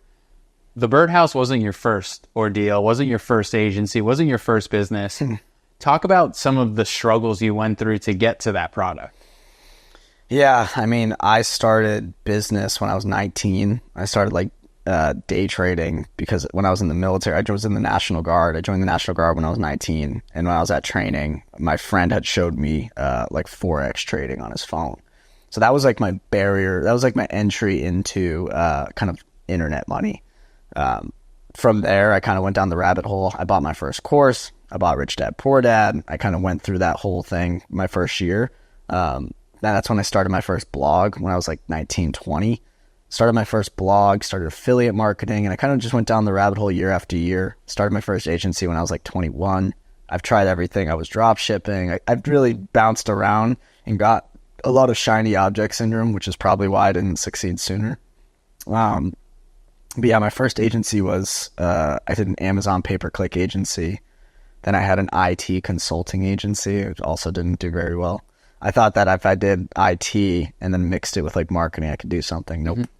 But ultimately, I think the big thing is that I didn't know that I had to stick to something. So like I just kept jumping around looking for the quick money, looking to make some money in my first 4 weeks, first 8 weeks. And I always ended up quitting after 2 months. So long story short, my first real success, I did a little bit of success. I was like Facebook drop shipping, and this was 3 years ago, right before like the whole NFT thing. So I did a little bit of Facebook drop shipping. I rolled that money into what was called NBA Top Shot. Yep. And NBA Top Shot was my breakout into the NFT scene. Rolled that into like NFTs. I made 6 figures in NFTs. Shit. Well, no, it gets worse. And I tried to roll that into like Amazon automation and repeated the same bad habits of just jumping from thing to thing. Rolled that into like this Amazon automation store, lost like 20K. Rolled that into like something else, also lost a bunch of money. Long story short, I moved to New York City with the money and I ended up with zero. And that was like 2021 or 2022. So basically started back from zero in 2022. And I was like, okay, now what? Yeah. So that's when I was like, okay, well, I know marketing, I know like info, and I know all these things. Let me just like go on Twitter and scroll a little bit. And that's when I kind of got introduced to copywriting. So I started copywriting on Upwork for like $20 for blogs. And then eventually I discovered, who is my now co-host / friend, JK. And I saw him talking about ghostwriting. I was like, okay, ghostwriting, copywriting, it's like kind of, it seems like a hot thing. I was still kind of falling into the trap of jumping from thing to thing. I was just jumping from copywriting to ghostwriting. I was like, okay, it works out. Long story short, I joined like this low ticket $50 a month community. I basically copied his offer verbatim. It was like $25K for like 10,000 followers, and you basically be ghostwriting for people. I never actually closed that number. I ended up closing like a 1K a month client, a couple of 1K a month clients. One was through Upwork, one was through Twitter DMs. And then eventually I closed like a 6K for like 5K followers like 3 times. And then from there, it just kind of kept snowballing. Elon acquired, and then I just kept iterating the offer. And that's kind of like the origin story. So, because I mean, shiny object syndrome. Yeah. I mean, I don't know any entrepreneur that has not experienced that. What would be your 30 seconds of advice to the person that's listening to this right now that's probably on their 5th business? Yeah, it's sad because like I never learned the lesson. I just finally, like the biggest thing that my biggest attribute was that I didn't quit. Yeah. Because it ultimately took me, 5-6 years to really get something that worked. Ultimately, like this company was just the first one that really worked on a consistent basis, which I was like, okay, I'm going to hold on to this for dear life. And the reason that worked out is because I didn't quit over those 5-6 years, and I never had a 9-to-5. So like, that's probably like how I succeeded. But my advice to my younger self was stick to the first thing, because it all works, right? Yeah. You see a drop shipping millionaire, and you see a day trading millionaire, and then you see a ghostwriting millionaire. Like you see all these people, and they all work, but the problem is people don't stick to one. So I'd say like, honestly, I would take a personality test, figure out where my strengths are. Like, for example, I'm an INFP. My strengths are writing and arts. So I would have done that, would have picked copywriting, would have just stuck with it at like 20. So in like watching some of your old interviews, talking to you now, mentorship, courses Right. were a huge part of your success. Yeah. Sometimes courses and paid mentorships get a bad rap. What has your experience been? And what would you tell somebody who's on the other side of the camera saying, well, I'm not going to pay somebody $1,000 to learn this? This is a tough one, right? Because we work with a lot of people who sell courses and education and cohorts and mentorships and stuff like that. And I'm really passionate about the space. I don't even sell one. I don't want to sell one, but I do love the space because it kind of is the reason I am here. I'd say like the filter that I've developed at this point is that, I mean, for one, and for what your question was, like skepticism's fine, but I wouldn't, as long as it doesn't like deter you from like kind of actually chasing your dream. But I think the big thing for me as like a filter is going to someone who is practicing what they preach actively. Because what I see a lot of times is people who come out with these coaching programs is they're selling a coaching program on something they're not doing anymore. And their information becomes very outdated very fast. And one thing nowadays with internet money and online businesses, every industry is changing so fast and so rapidly. You actively have to be in it to truly give good information. So if you're going to buy one of these info products, I think you should be going to someone who's actively doing the thing. And then they're also doing the info business. So like, you know, if you're going to go buy, what's a course that you would buy? I don't know, a podcasting course, right? That person better have a fucking podcast. Yeah. It better be a good one, right? So that's how I would use it as a filter. Yeah. So essentially, like, if I'm looking to buy an e-com course and that guy doesn't own an e-com company, right? anymore, Like a lot of times it's like they did e-com to make their first 50K, but now they've done the e-com course to make their next 5 million. yeah, and they're not. It's a huge red flag. But you know, not everyone has common sense. But I mean, like if someone is actively, there are some people out there that are actually crushing. I'll even shout him out, like Robert Oliver, I think it is. He's got this Amazon brand. Yeah. Crushing it, right? 30 mil exit, crushing it currently. But that's a course I would buy if I was starting. Yeah. Right? And I don't work with him, by the way. I'm just saying. Yeah. But you could say that for a million different courses. There's tons of good ones, but the problem is there's probably more bad ones. Yeah. So I think that there needs to be a free course on how to actually find good courses. I actually thought about this was a good idea as a marketplace for vetted courses. Not something I'm going to do. That's shiny object syndrome. Yeah, but yeah. Someone should do it. Yeah, that's interesting. Like more of like a filtered down school or a filtered down WAP. Right. You have to meet certain requirements to be on that platform, not anybody and everybody. Well, I think the real problem is that these companies like WAP and School, they're not exactly incentivized to do the vetting. Yeah. But ideally they would. It'd be cool, right, if School and WAP were able to deny. Well, they are able to, but it would be cool if they actually did deny people that were scams. Yeah. Like if enough people reported scam, but then, you know, it's a slippery slope. So I think the only practical way is probably like an application system, but yeah, that's not the industry's not there yet, right? Yeah. So that's kind of, I think, where the industry needs to go. I mean, you know, you have Trustpilot, but then again, it's kind of hard to do Trustpilot right away. So shit, somebody listening, go build a whole personal brand on buying every course and reviewing it and telling people if it's shit or not. That's actually something I've always wanted to do, is like just 60-day challenges on these courses, or just like take them. But then the problem is a lot of times these these biz ops, they're a lot longer term than 30 days. Yeah. Yeah. It's funny you mentioned Robert Oliver. I follow him. I think I put him up there in my top 5 people I'm making content right now. His content is very captivating, very well done. And when you look at his stuff, you think he's crushing it. And like, I would go and buy that course. But then again, there's that slippery slope for other people where they look good. And like, there's even people that I've met that I see them online and I think of them in this way.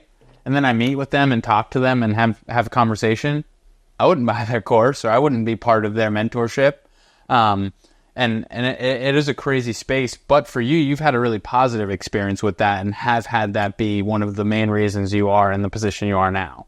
Yeah, I mean, I bought like, you know, shitty courses like everybody else. I think, like I said, it's about not quitting. I mean, has anyone really like you have to consider yourself very lucky if your first course is just success. Mm-hmm. Like everyone's bought a shit course that I know. So I bought like a $2,000 course like 2 weeks ago. I haven't even opened it yet. Like, so you know what I mean? Like, I think you have to do your due diligence. I think it's kind of a rite of passage at the moment. Like, everyone's bought a course that didn't work out for them, whether it was the course or it was them. Yeah. I also find that more often than not, it's on the person and not the course. Like, there's a reason, you know, if the statistic holds true that 90% of entrepreneurs fail, then the statistic must hold true that 90% of these biz op courses will fail for you.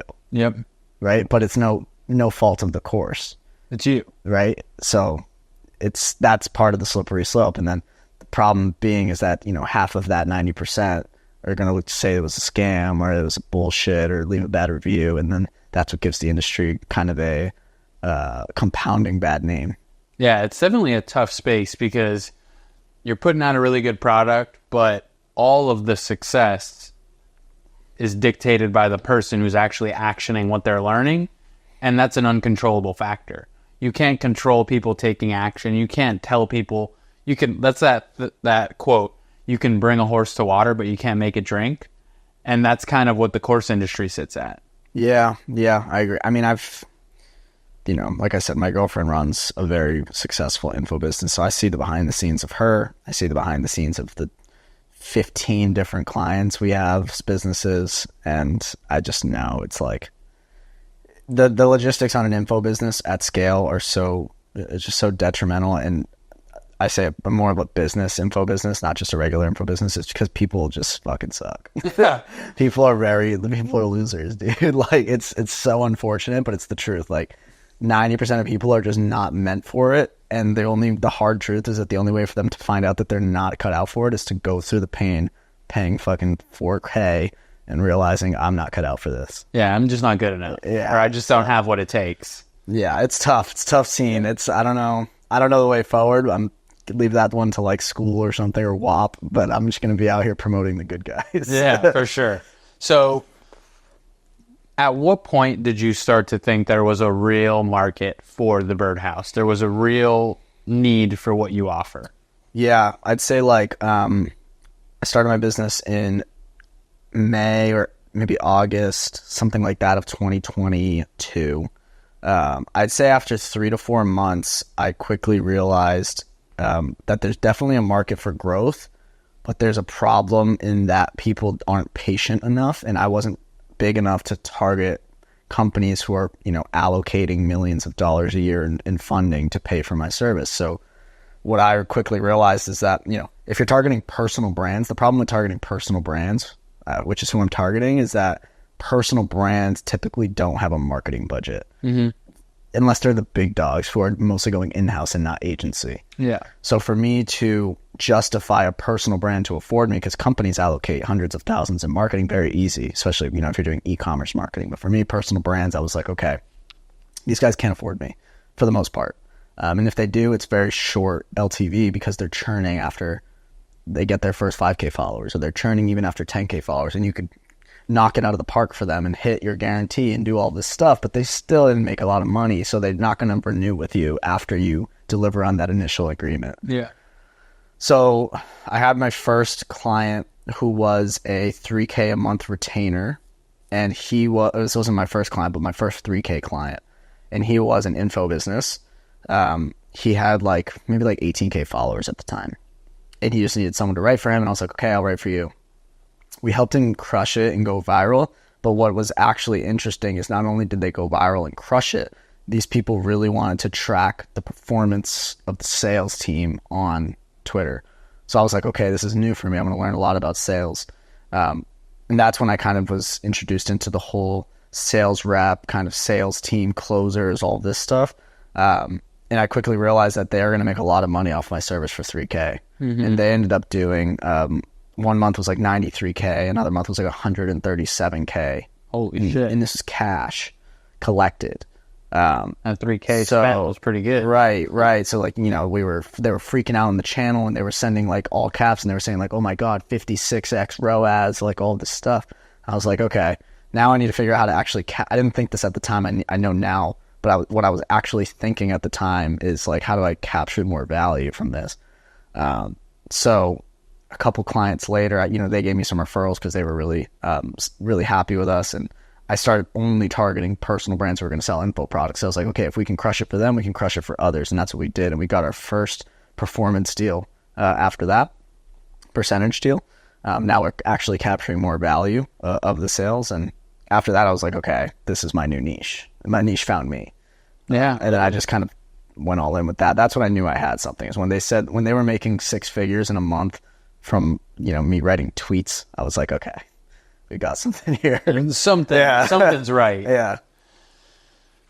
So you get those clients, you start to realize there's a market. What does it look like for you on your end from a business perspective? Like, are you writing a tweet a day, a thread a week? Like, what does that look like? Or is it all tailored to the client? Yeah. At the time, I was writing 2 tweets a day, one of which was a thread a day. So we were doing 7 threads, a thread every day. Wow. And we were doing also a tweet a day. So it was 14 posts a week. Yeah, it was seven a week. We were also doing something called an auto DM giveaway, which is basically like a lead magnet. So we were doing that. And after I got to like 4 or 5 clients, it was pretty much just like wake up, drink. I remember I had a Smeg coffee pot that I think Julia bought it for me. It was a full coffee pot of black coffee. I would drink the entire pot of coffee. I would write tweets. I'd write my personal tweets for my personal brand, because my personal brand was taking off at this point. And then I would write all my clients' tweets. I had like 4 or 5 clients at the time. And I'd write from 6 to 12. At 12, I would go to the gym. At 1, I would eat. And then from like 1:30 or 2 to the end of the night, I would take sales calls or client calls, whatever the mixture was. And I just did that every day for like 6 months until I started hiring employees. So nowadays, I'm play much more of a CEO role, it's much more call intensive now. But that was my routine probably for the first 6 to 8 months before I started bringing on my executive assistant and then my first writer. And just to frame it for the person watching now who maybe is like, well, shit, I want to build a personal brand on X. Let me reach out to Marcos and like get some information. If I went to you right now and said, dude, I'm building this podcast, we're 54, 55 weeks in. I want to start building a personal brand on X. What would some of the requirements that I would need for you to think that it would be successful and worth your time? To work with us or to build a personal brand in general? No, like to work with you, because I want to frame it for somebody that might be like, well, I want to use you all. Well, to work with us, we take the one side of it would be kind of the personal brand who wants to sell some sort of info product or product in general. That's one side of it. And then the other person is the kind of high level 8-9 figure net worth personal brand who just wants to have a voice. So those are really the 2 qualities. I'd say when we're talking about someone who's selling an info product, it needs to be someone who actively, like I mentioned before, someone who actively has that business rolling. And then they also have the info product on the side, and they want to build their personal brand and use the info product as kind of like a front. It's like a liquidating funnel. So the info product is good, but they have a real business too. You know what I mean? So like that's kind of the person we're attracting. And the other side of it is if you have any 8-9 figure entrepreneur listeners or business owners, scientists, doctors, anyone like that who wants to build their personal brand, we'd love to have them too. Yeah, for sure. Hopefully we could shake the tree and find a few of those hanging up at the top. So you mentioned LinkedIn as well. Yeah. You're doing it on LinkedIn, very similar platform, but people kind of look at it as a more business, more formal platform. When did you all start to do LinkedIn? We added LinkedIn to our service stack in 2024, and just 3 or 4 months ago. And the reason being was, one, it was just highly requested. Clients were asking for it. And I was like, okay, I'm going to be referring these people anyways. Might as well just take the money. Then what I realized is it's not that hard to get results. We're already writing the content. We just kind of have to repurpose it.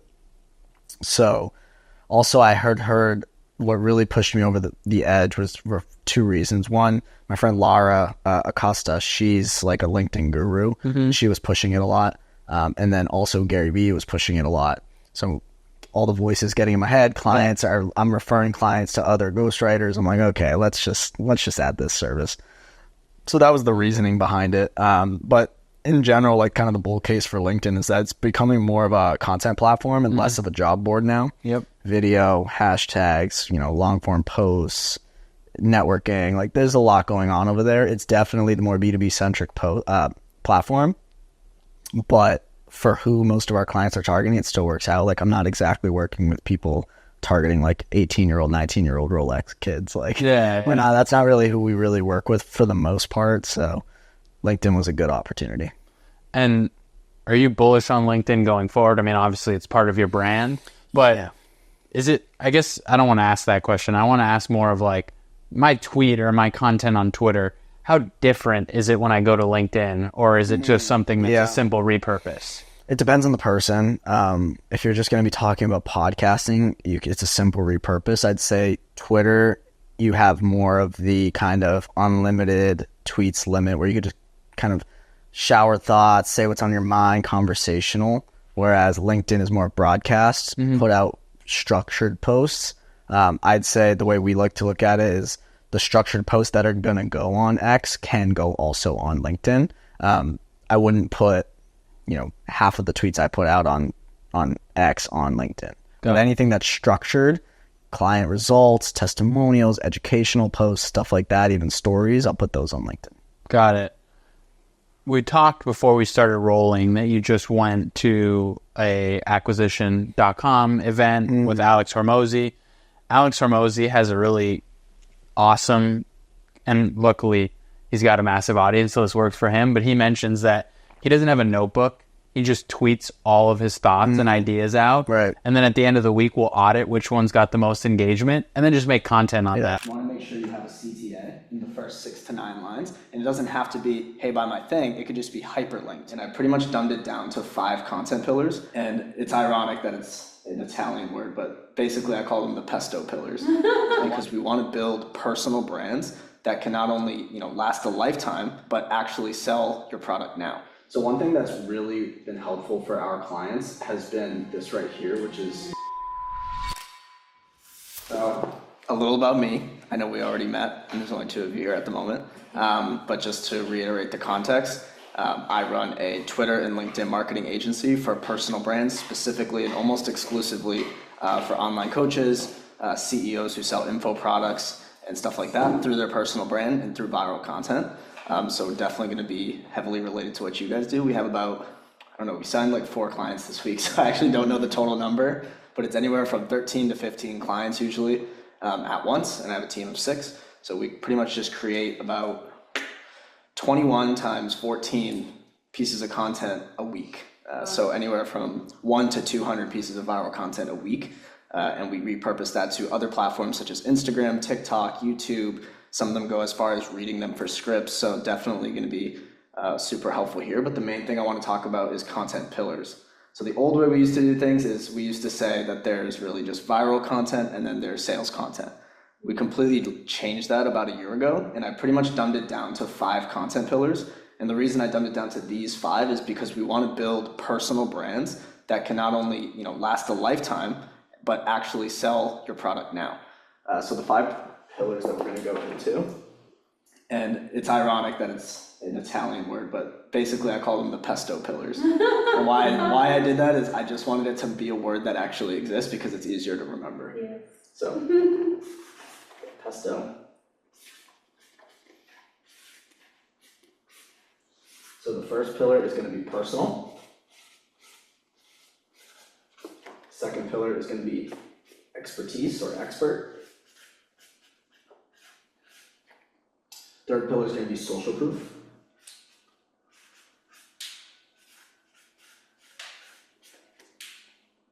Then we have trending. And the last one we have is opinions. And these work together to build a well-rounded personal brand that's not only going to grow. For example, I know Bella is really good at the trending content, and I also know you're very good at the expertise content with the different dips and stuff like that and dance moves. But you might be lacking in something like personal content and opinionated content, maybe even social proof content. Yes. So those are really the 3 that you might be missing. I'm not sure with your content, but again, especially in the copywriting niche, you're in the same space as me. I used to go heavy on the expertise content, which is how I grew my audience. And then now I go heavily on social proof content, which is how I'm converting my audience.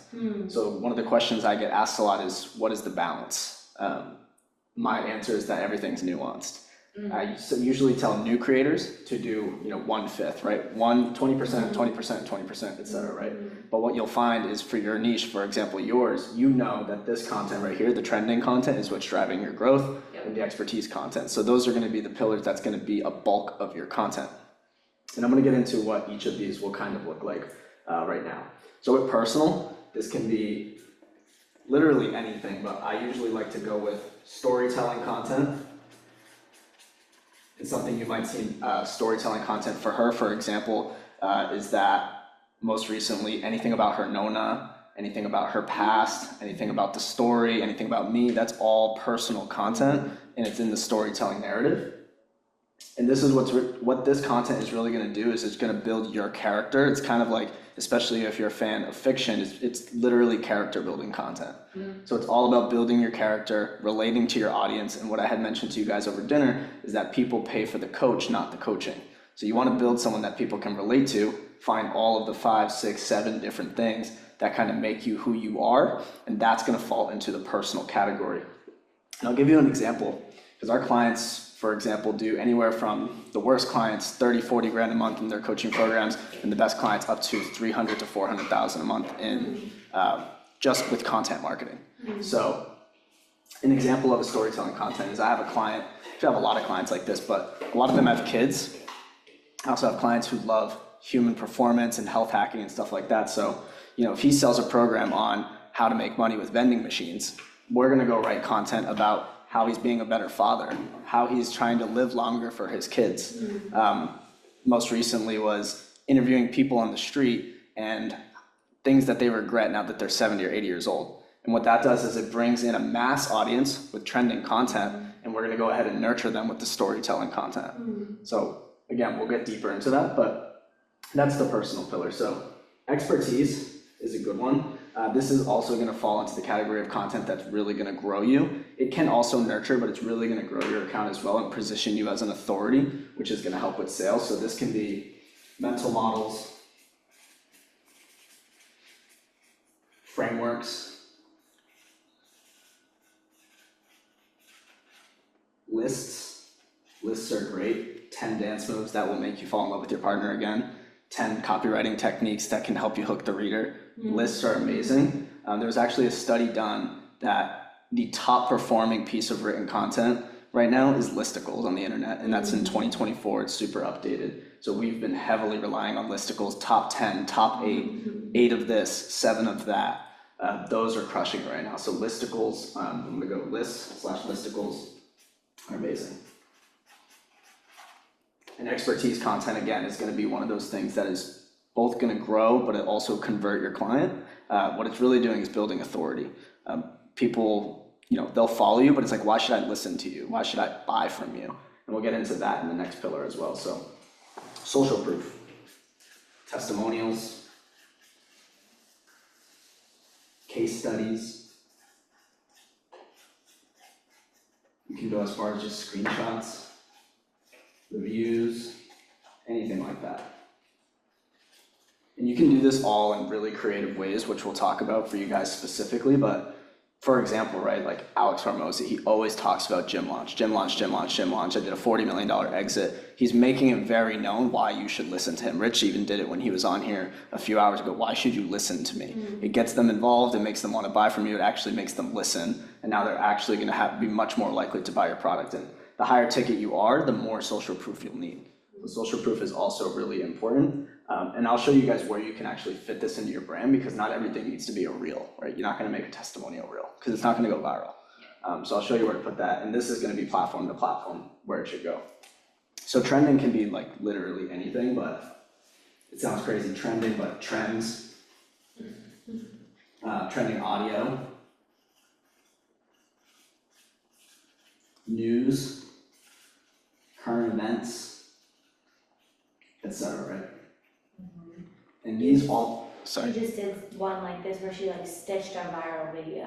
That was just about to say, like, one of the big things you can do here is, and we'll talk about mixing the different pillars, but for example, if you stitched something that went viral in your niche, and then you gave your opinion on it. Now you're mixing up a trending topic. People are going to watch because they're like, oh, I'm familiar with that. I'm interested in what this person has to say. And obviously you're going to start putting in hooks with that. But trending is super, super important. This also can be just virality. Like for you, I know what you're doing. You're mixing trending audios and kind of something that you know goes viral. That's essentially a piece of trending content. But something else you can do is talking about things that are going viral in the space. If something really viral happened in the dance space, anything with Charli D'Amelio 2 years ago would have been amazing. That's something you can capitalize on and then put your own twist on it, give your opinions and stuff like that to kind of capitalize on the trend. And then lastly would be opinions, which doesn't really need any explanation, but opinions is just giving your take, your 2 cents, what's making your perspective unique on your industry and what you're actually teaching. What makes you different from the dance coach down the street? What makes you different from the copywriter across the street? That's the opinion stuff that's really important. And for me, I kind of mix my expertise with this framework, but I also usually give my opinions on things in the space. So like all this it's essentially opinion, but it's also expertise. So there's a lot of nuance here. So what this actually looks like, and I'll go down here actually, content that's going to be growth oriented. So we have growth, and we got this, and then we have nurture. And when it comes to growth, I like to put the expertise content and the trending content. This is going to be like the most heavy lifting on the growth. I know you're aware of it and you're probably aware of it as well. Almost all of your growth is going to come from the frameworks, the lists, the mental models, and it's going to come from the trending, the virality, etc. That's where all the growth is going to come from. And then all the nurture is going to come from the personal, the social proof, and the opinions. Now this is the why should you buy from me? Why should you listen to me? How do you relate to me? What are my thoughts on things? And this is going to position myself as an authority. So I'm going to go into kind of like Instagram here because I know you guys are heavy on Instagram. These, a lot are going to be just reels and stills. So reels, actually I'll go carousels. I'm just going to go with a CR. Because I know Ingrid, you can probably really capitalize off of stills and carousels. You're going to be heavily on the Reels side. I don't necessarily think you even need to change anything about your Reels strategy. I think you more need this stuff. So this is all going to be the Reels, especially with Instagram. That's where you're going to get 90% of your organic growth is from Reels, just because that's the algorithm that's really going to help you blow up. Reels, carousels are actually going to give you some organic growth. We've even seen with her carousels that she's starting to get non-followers from certain carousels that usually get a certain amount of likes. We start to see some non-followers, whether it's shares or it's discover page, stuff like that. I've actually had experience with carousels. If they go mega viral, they'll hit the explore page, and I've grown like almost 700 new followers from one carousel on my most viral one. And for personal, social proof and opinions, this is going to be your stories. Stories. You can go as far as putting podcasts, putting people off platform, email, YouTube. Basically anywhere someone can spend more time with you than the 10 seconds. That's where you want to start putting a lot of your personal, your social proof, your opinions, highlights. I mean, you can keep going, right? For us on Twitter and LinkedIn, for example, since we're able to post 21 to 28 times a week, I can do all 5 of these just in tweets and threads. With something like Instagram, you're not posting 28 reels a week, are you? No. That'd be crazy. Yeah, that'd be insane. So you have to be a little bit creative, and it's definitely platform to platform, which is why I wanted to make this Instagram specific. But this is going to be the stuff that's going to convert people, and you're going to be weaving your call to actions into this stuff. But these are really the 5 pillars that are going to get you that personal brand. That's going to be something that you can actually have for 5, 10, 15 plus years. I know my clients have met Cody Sanchez, Sahil Bloom, like all these big people just from having a bunch of followers with a really personal brand. So are there any questions on the pillars and how you can apply them for yourself? It's really cool, and definitely I'm realizing that I have been focusing on some which are kind of like easy for me, or I was maybe focusing too much on growth. So I was not putting so much of the storytelling, or maybe a little bit, but not enough, I guess. Yeah. Right. What do you post for growth? So now I have a system for reels where I'm catching attention with something like there's a joke usually, like it's kind of like funny. So let's say like my recent viral reel is like I have been posting one reel for the past 6 months, and this is what happens.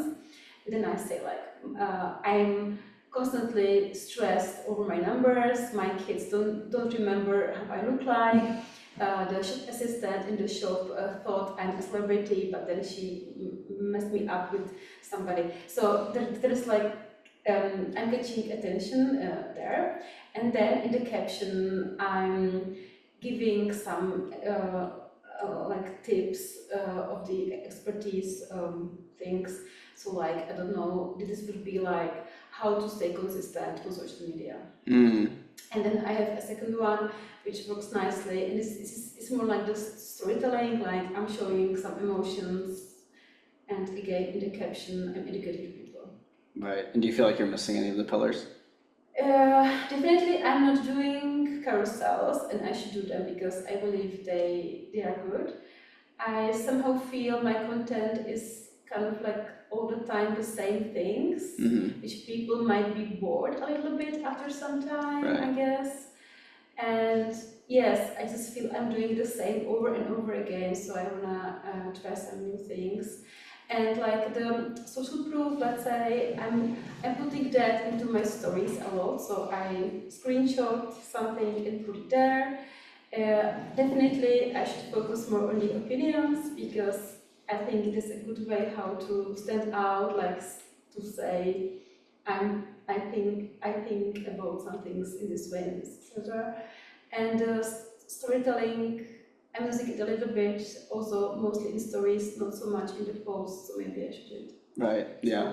Yeah. I think carousels for you, especially, I always say like the practice what you preach is amazing, and you can do this in your content. You can do this in your content too, but if you're a copywriting coach now, yeah, I think the practice what you preach, people will, you know, if they see you copywriting, they're more likely to take you on as a copywriting coach. So I think carousels would be amazing for you. Yes. And even for you, like with your personal content, if they see you, like the reels are one thing, but if they actually see you out and about doing your dance, being at studios, doing your thing, it's another one of those things where it's like if she's doing it and they're actually following you for you, then they're going to more likely going to be to do it as well. Yeah. Okay. Yeah. Makes sense. I wanted to talk about something with each individual pillar. So one thing that's really been helpful for our clients has been this right here, which is frameworks. Frameworks are something that I just recently discovered, and it's just that more people are more likely to remember what you're talking about and actually learn from what you're talking about and take it as gospel if you can put it into some kind of framework. So for me, this is a framework. It's Pesto. Before it was just kind of like content pillars, but everyone's heard of content pillars, right? So what I did is I turned it into a framework. I called it Pesto.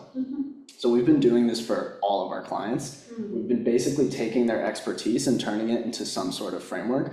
And like, for example, with you, with the bundles, right? That's essentially kind of like a framework or a model, is when you can bundle something together and give it a name, right? If you have salsa, bachata, merengue, etc., right? Calling it like the Latin explosion or something like that, right? I don't know what or taste of Latin America or something like that. I don't know what to call it. If I put more thought into it, I'd crush it. But people are just 10 times more likely to buy and 10 times more likely to actually believe you. Because usually when they just see kind of like salsa, but they've heard salsa a million times, right? So they're kind of like, do I really want to learn salsa? But if it's like Latin immersion or something like that, like take this with you to actually travel to Latin American countries and stuff like that. They're more likely to buy, but they're also more likely to listen, and it's more likely to go viral because people love bookmarking frameworks. So one thing that I always say with content is kind of be bookmarkable and don't be copy pastable. So that's a really important thing. So especially for copywriting, this is something that, I do it in my content, is I just make up frameworks that people can kind of follow. And you'll kind of notice this when everyone you look up to, at least in the education space, has some sort of framework. I know you have a bunch of frameworks. Frameworks, acronyms, mental models, etc. do really well. And then piggybacking off of that is listicles. So if you can just start culminating your expertise into one or two words per thing and turn it into a list, right? 10 types of dance you and your partner need to know. And then the bass drops and then all 10. And then it keeps replaying over and over again, right? People love listicles because they bookmark them because they tell themselves in their head, I'm going to miss this. Like, I'm not going to remember all 10. So they bookmark it. And now they're like, okay, 10 things, 10 things, 10 things. Same thing with listicles. Go ahead. I just wanted to ask you, so I have like two frameworks. One is actually, so my surname is like Dach, D-A-C-H, so it's one of them is like Dach, like my surname, and the other one it's another one. So I have like two of them, and I wonder like how many, or like how much is too much, or like if I should like really name all the processes I'm teaching in a way, and I have like 50 of them, there's maybe two. So how do you approach it? I personally would name almost everything. I would name everything that's possible to name. Okay, really? Because what it's gonna do is gonna act like it's making everything super concise into one thing, and it's much easier to digest. What are some of like the frameworks that you're talking about? So the DACH is like 4 types of people. Like it comes from some old, like we are like extroverted, introverted, blah blah, and each person needs a little bit different type of information just before he buys. Some people need more like logical arguments. Some people are more like emotional buyers. So I have like 4 types of people, and then I teach like you should have all 4 types of copy in your content. For example, if you are launching. And the other one is Odin, it's O-D-I-N, and it's like a framework if you want to have a launch, but not like a big one, but a small one. So it's like 4 steps that you have to do. Right. And of course, I could easily, or easily, I don't know, but I could make some more ones, like let's say, when I'm teaching 4 things that are like important in your business, but like in a specific order, like the first one is the most important one. So I could make maybe easily 5 more like this. Yeah. So you would really say I should do it. Exactly, yeah. Especially for carousels, because with carousels what happens is you end up having like what a carousel actually looks like. It's just like a bunch of these, but they're very hard to digest. And I notice even the best performing carousels with her is when it's just a block of text like this, it's very difficult to digest. For example, right, a big copywriting framework would be IDA. Yes. So for example, if this is A, and this is I, and this is D, and this is A, so much easier to digest, and people feel like they have to bookmark it. So with carousel performance, you want, this is almost exclusively with carousels, you're gonna want these 2 things right here, is listicles and frameworks, and mental models, which is basically just a framework, are going to be your best performers when it comes to carousels. And then the other best performer in carousels is honestly opinions. Even with her, we just recently did one where it was like, what was it? I make $100,000 a month, but my man still pays for dinner. I still make my man pay for dinner, something like that. We wrote it, but it's like, but that one is controversial enough to where they're just like gonna read it. But you really just have to hook the reader in. So how can you hook the reader in? Controversial opinions, listicles, frameworks that are bookmarkable. Those are really the 2 things. What I found too is a lot of times with these frameworks and listicles is people will bookmark and then not even read it. They tell themselves that they're going to read it later and they don't read it, but it's extremely helpful for the algorithm, especially on X and LinkedIn, but even on Instagram. Once something's starting to get bookmarked or saved a lot, I believe it is on Instagram, the algorithm just thinks of that as that's something that's an amazing piece of content that a lot of people need to see. So yeah, the last thing I really wanted to talk about too is with the nurture content, because something that I kind of built my business off of. Everyone was always talking about growth, and I actually started my company with, we'll guarantee you followers. I quickly realized that everyone's doing that, and it's also, there has to be a better way. What do people actually care about? They care about money. So all of the content, this entire framework was actually built off the premise that we want to make money, and the money is what's going to be the engine for us to grow our personal brand. Something that, for example, Alex Hormozy or Layla Hormozy, they do is they invest like $500K a month in their personal brand. Usually people, as they grow, are going to invest more and more. He even was telling you guys how to hire a video producer. So You want to make money from your personal brand so that you can then reinvest it into your personal brand. And it's going to create bigger and bigger opportunities for your companies. For example, if you exit one day, what are you going to have left? It's only your personal brand. So monetization is going to be super important. Do either of you guys have email lists that you are actively using? Yes. You both do? So email lists are really good for personal nurture content. I know she does it amazing. But what I see a lot of people doing is they kind of have like very general newsletters. And in my opinion, emails are absolutely the best nurture. And I learned this from my podcast host, but email is, especially if you're reel heavy with all of your content being viral reels, email is extremely, if not the most powerful thing you can do to nurture and also mix in these things, which is personal, social proof, and opinions. And you can mix them all in every single email. And the best way to do this is, and you can do this daily, you can do bi-daily, but I usually just recommend whatever you can stay consistent with. You want to start mixing in those personal stories, write it yourself, make it from the first person, and really kind of tell stories, daily stories about your life, whether it's a weekly or a daily email. Mix in these 3 pillars because that's what's going to nurture, and then have multiple call to actions. Just a practical tip is if you have an email and your subject line's here, you want to make sure, like a cell phone, I believe, so a cell phone can only see 6 to 9 lines before they scroll down. So call that here. You want to make sure you have a CTA in the first 6 to 9 lines. And it doesn't have to be, hey, buy my thing. It could just be hyperlinked. So if you have 4 sentences and one of those happens to be salsa, you hyperlink the word salsa to the salsa course or the salsa landing page or the Latin landing page, whatever you want to do, the bundle. But in those first 6 to 9 lines, make sure you have some sort of link click there and then have another one at the end. Julia, you really do such. LinkedIn's like it is B2B, but you have to think of it as like who your buyers are. Like if you would say your buyers are on average, would you say they're on average couples? Yes. So it's like who on average is a couple? It's on average people who are graduating college or are educated or are high net worth, et cetera, right? Those are the people that are usually getting married, at least in America. Those people hang out on LinkedIn. Okay. So like that's how I think about it in terms of like, should I use the platform? And then from a content perspective, your content would probably be a bit more difficult to write. It's kind of, do this with your fingers. Right. But the way that X is going now and LinkedIn is, they're just both becoming video platforms, just like Instagram, just like YouTube. X, I mean, they changed their name from Twitter to become kind of the everything app. So like I had mentioned, lives and spaces are things. So you can go on there and basically be in live podcasts or live streams.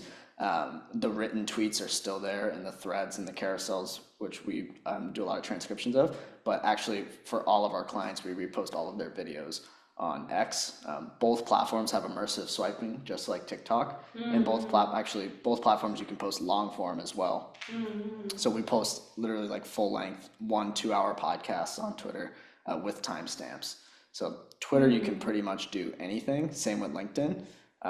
But as if you should go on it, I would do like a little bit of research. You would definitely do well on X because it's just the whole world's there. I mean, like that's usually where you kind of see more opinions and stuff like that. You'll see a lot. There actually no like cheerleaders that are on there. I know it's not dance, but like adjacent niches. Copywriting 100%. You should 100% be on Twitter. But like that's all my clients come from Twitter personally. LinkedIn I use, but it's more like a repurpose onto LinkedIn. So it really just depends where, like who your target market is. So for you, if it's Czech business owners, and Czech business owners want to see Czech news when they're using X for Czech news, so that means that they have to be on the platform. So it's like, it just depends if they're consuming content on there. So it might take a little bit of research. Yeah, because I'm just thinking, like, of course, I might be the first one, but then if nobody is doing it, maybe it's a sign that it's not really. How many Czech copywriting coaches are there? A lot. Yeah. I mean, like not a lot, like in the US market, obviously, but I mean, I know at least like 30, I guess, and there might be many more out there which I don't even know. And there are a lot of like people who might become coaches, like they maybe like write now content, but they become coaches. And there are definitely like so many people who are teaching entrepreneurs something else, so that they are in the same niche. Right. And it's just like feels funny to me that I never hear of anybody using X like a tool in their business. Initially, I tried when Threads came to Europe, so it was last November. I was active there for a while, just like to see.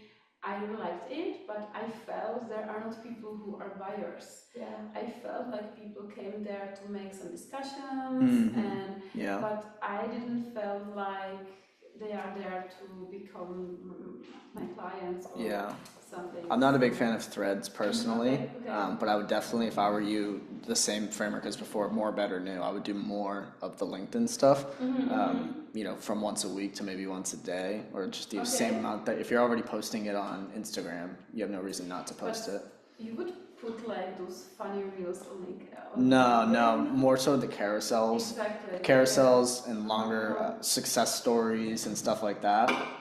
You know, make sure your profile is set up to be to actually get clicks and stuff like that.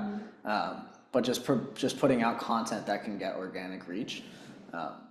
As a copywriting, especially you're a B2B business, ultimately targeting business owners. So you should absolutely be on LinkedIn. But it's actually so interesting because I have a friend who she's like teaching LinkedIn in Czech language, and she's kind of like saying that on LinkedIn it's enough if you post like once or 2 times a week. So you would say, like, from your experience? Yeah, we post daily for all of our clients personally. The main way you grow on LinkedIn is through comments. So we just post daily and we have comments, and that's how we grow. Once a week, probably not enough. Because the way I look at LinkedIn as a complete opposite of X. Like X is like you can go very viral, and you can also your content can just hit like almost zero. Whereas LinkedIn, it's very consistent. So for clients, like we can gain a few hundred followers a week, almost indefinitely. Like never goes down ever. It's always the same amount every single week, and it's always steady growth. So LinkedIn, I very much would rather be consistent. We do daily, weekdays. But this makes sense because, as you said, if I would make like 4 to 5 carousels a week anyway on Instagram, that's what I'm saying. Of course, I can put it there. I mean, that's no extra work. Yeah, and the way I would do it too with that is like if my carousel, let's just say it's a framework or something like that, and in the carousel, each swipe is going to have information on, like if it's IDA A, and it's going to have some information on the A, and then in the actual post on LinkedIn, it would just be the framework, what each thing stands for. It'd be kind of like the summarized version, whereas they actually have to swipe the carousel to get the information. And you can use hashtags on LinkedIn too, so. Sounds great. So, and would you necessarily like include some other type of content, or should I just now try this and if you're making any sort of shorter long form content that's like education driven, yes. But like usually anything that's like loops or jokes, like they don't do too great on there. But like longer form or educational content, definitely. And if you start doing like your video, like YouTube and podcast, yeah, 100%. Yeah. So you would put there a link to the YouTube video, or you would upload the video? I would upload the YouTube video, yeah. Okay. You want to upload natively. Like video. Right, yeah. I always upload natively onto platforms because every platform ultimately just wants you to create content that keeps the consumer on the platform. That's what an algorithm's programmed to do. It's programmed to push content that keeps people on the platform. So as soon as you post a link on any platform, you're going to start getting shadow banned because now it's just going to flag you as someone who's pushing off platform. And would you suggest to use the newsletter feature in LinkedIn? Yeah, the newsletter feature is cool if you link it up to your current email software. A better feature, in my opinion, for LinkedIn is groups. If you can find groups related to Czech business owners and you can join those groups and post in those groups, you can now post your content to groups of Czech business owners who will now, they have to see your content if they're in that group. So that's like a kind of a growth hack that you can do to kind of just get your feet off the ground on LinkedIn. Okay, well, that sounds interesting. I mean, I have like something like 2,000 followers there or something, so I'm not very active there, but I could. And I guess it's the same like on every social network, so I would have to be active there, like kind of like see what other people are doing. Or not really. No, you just no. I mean, if you make like some comments here and there, yeah, it's good. I would like respond to your own comment, like if someone's commenting on your sure, post, sure. but you don't need to actively be scrolling on LinkedIn. I've never scrolled on LinkedIn my whole life. I don't like it there so much. Yeah. Marcos has a friend that she's like amazing at LinkedIn. Maybe I could get her to come speak in CCA because I think it would be helpful, Lara. Yeah, she has like 160,000 on LinkedIn. Wow, that's amazing. That's huge. It's crazy. Wow.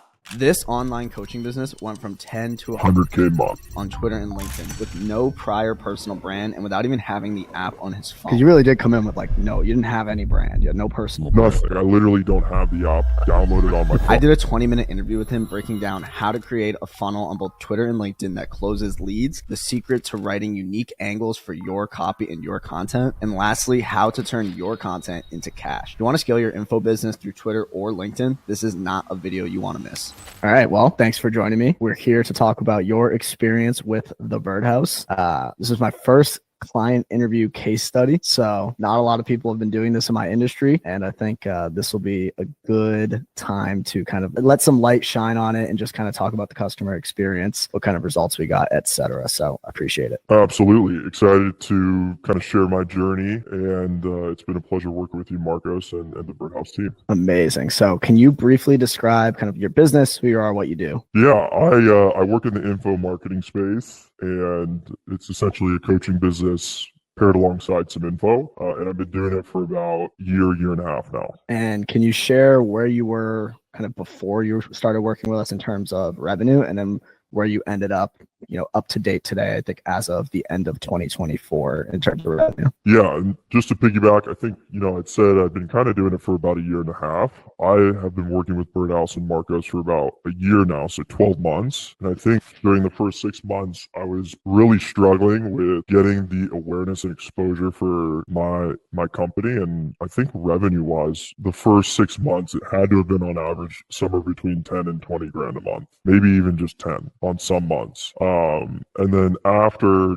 fast forward the clock, we're 12 months into it, which I can't believe the time has flown by this quickly, or, we've crossed 100K a month. So I think we're about to close out our second back-to-back over 100K months. So it's not just, one time. There's been a continual uptrend in like what I would call my baseline performance for the company. Yeah, and hopefully we'll have a 2025 update interview where it's like, we did 250K, 300, 400K a month, and we continue to grow. So that's the idea. Looking that way, but fingers crossed. A lot of work still needs to get done from our side, but it's been, to be honest, it's been an absolute pleasure, and it's been great to be a part of this journey. And what were like, before you started working with us, what was kind of like a challenge? What were the challenges you had? What were you trying? Did you have any like frustrations? Yeah, I can go into this. So when I first started hey, let's try and market this info and coaching business, I originally went with even before I started the coaching business, I had a strategy where I was basically going to build a local audience on Twitter through content about how I run my business. Now, that is a good thing and a bad thing, and I'll explain why, and then why you guys made a lot of sense to me in that decision. I thought it was great in terms of building trust with people who already had a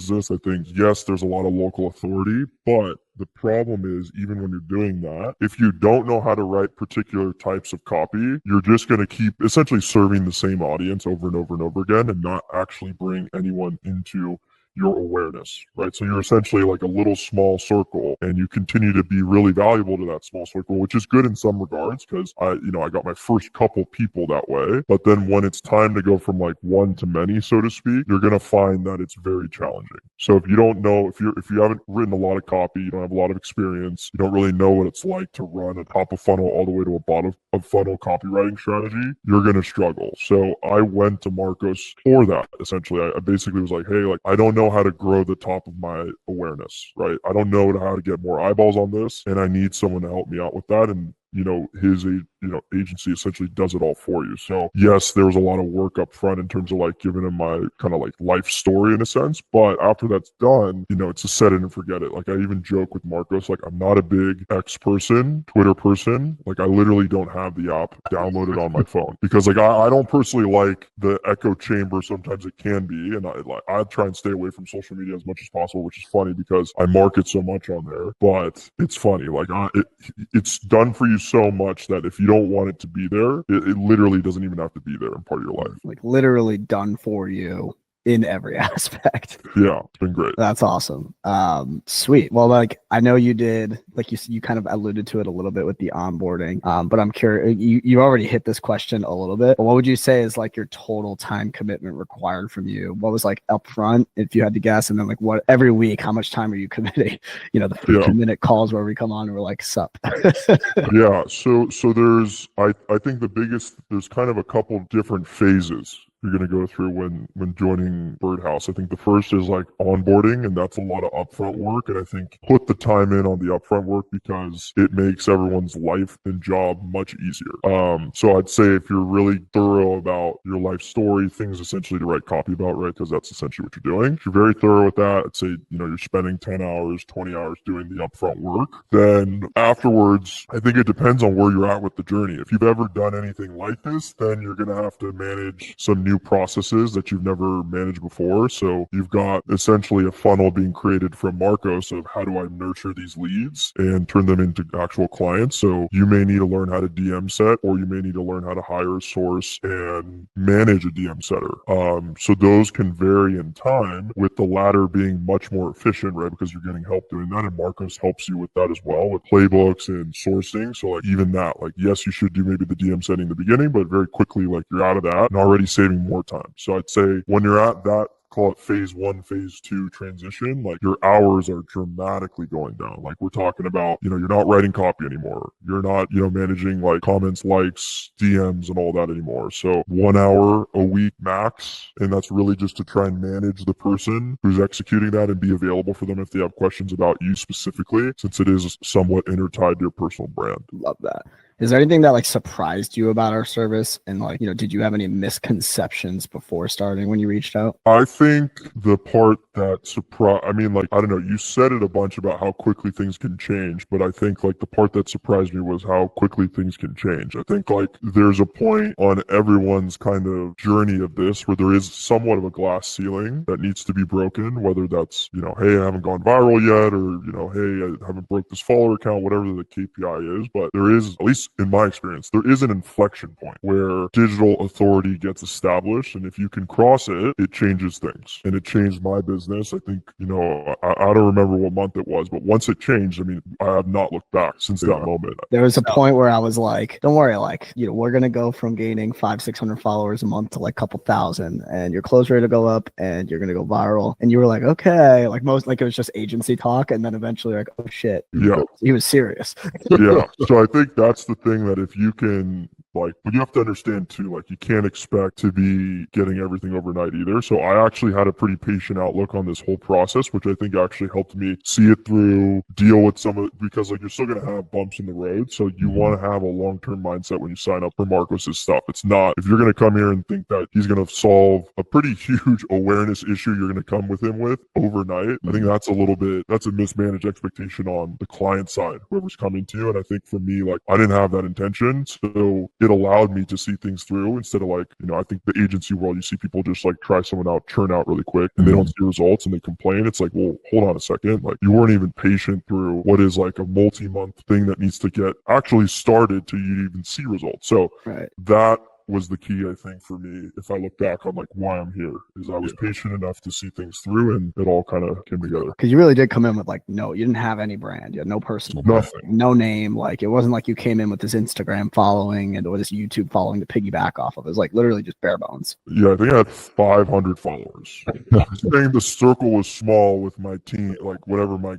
posting, I'm like talking about as small as like any other account, right? Anybody could have gone to you like with this size account, and it would have started from zero. So and then like based on what we've done in 2024 and some of 2023, which is crazy, where do you see your business next 6 to 12 months? What's that target? Yeah, so I basically am a 7-figure run rate company now. So I think from year 1 to year 2, from call it year 0 to 6 months to now, I went from barely a 6-figure a month business to now a 7-figure business. And I think I'd like to 2x the company size in the next 12 months. So there's a little bit more going going on everywhere, which requires a little bit more operational expertise. And I think from our side, like Birdhouse's side, there's a couple things that I don't even know if I want to say it, but I want to focus on kind of my other competitors are not doing, which we're doing. And I think if we do more of that, it becomes an evergreen opportunity, which excites me a lot. For anyone, if you got this far in the interview and you're like, well, why is the voice changed? It's because we don't want to give you the secret. The point is that we run it up to 10 mil plus and not give away everything we're doing, right? Awesome, man. And then, the last thing is really just, if someone's on the fence about working with us, what would you tell them and how likely would you be to recommend us? Yeah, I've already recommended them. So on the recommendation side, I basically actively do it if anyone's interested in getting into this kind of thing. So my recommendation is a 10 out of 10. In terms of if you're on the fence, I think you need to start like the way that I looked at it was you got to kind of look at what is the upside at play here. And I think if you're in the info space, coaching space, like the upside is tremendous. And you have to take advantage of these opportunities. Otherwise, like someone else is going to do the same thing here. That's a direct competitor of you. So not only is it the risk to reward spectrum to me was always skewed and asymmetrical. The other thing is like, you want to be cognizant of what other people are doing because you want to be the leader of, this social media platform, that social media platform. Like it matters, like when you're the number 1 versus the number 5, the number 1 is like a 10x win. So making bets to try and be that person, like to me, it always is going to pay off. And if you're on the fence, like he's literally the best in the space. So yes. And if you are someone that wants to work with us and you're not in the niche of the person that I'm interviewing right now, we will scale you up. If you are, I'm just going to be like, sorry, brother. Awesome, man. I appreciate it. Thank you for taking the time to do this. This is first of its kind in the entire industry. So, and thank you if you're watching for bearing with it because I think it's cool. I think it'll be cool. And I think in 5 years, maybe we'll dox once you're exited. And once you're exited and on a beach, we're going to dox this and it's going to be the best follow-up interview of all time.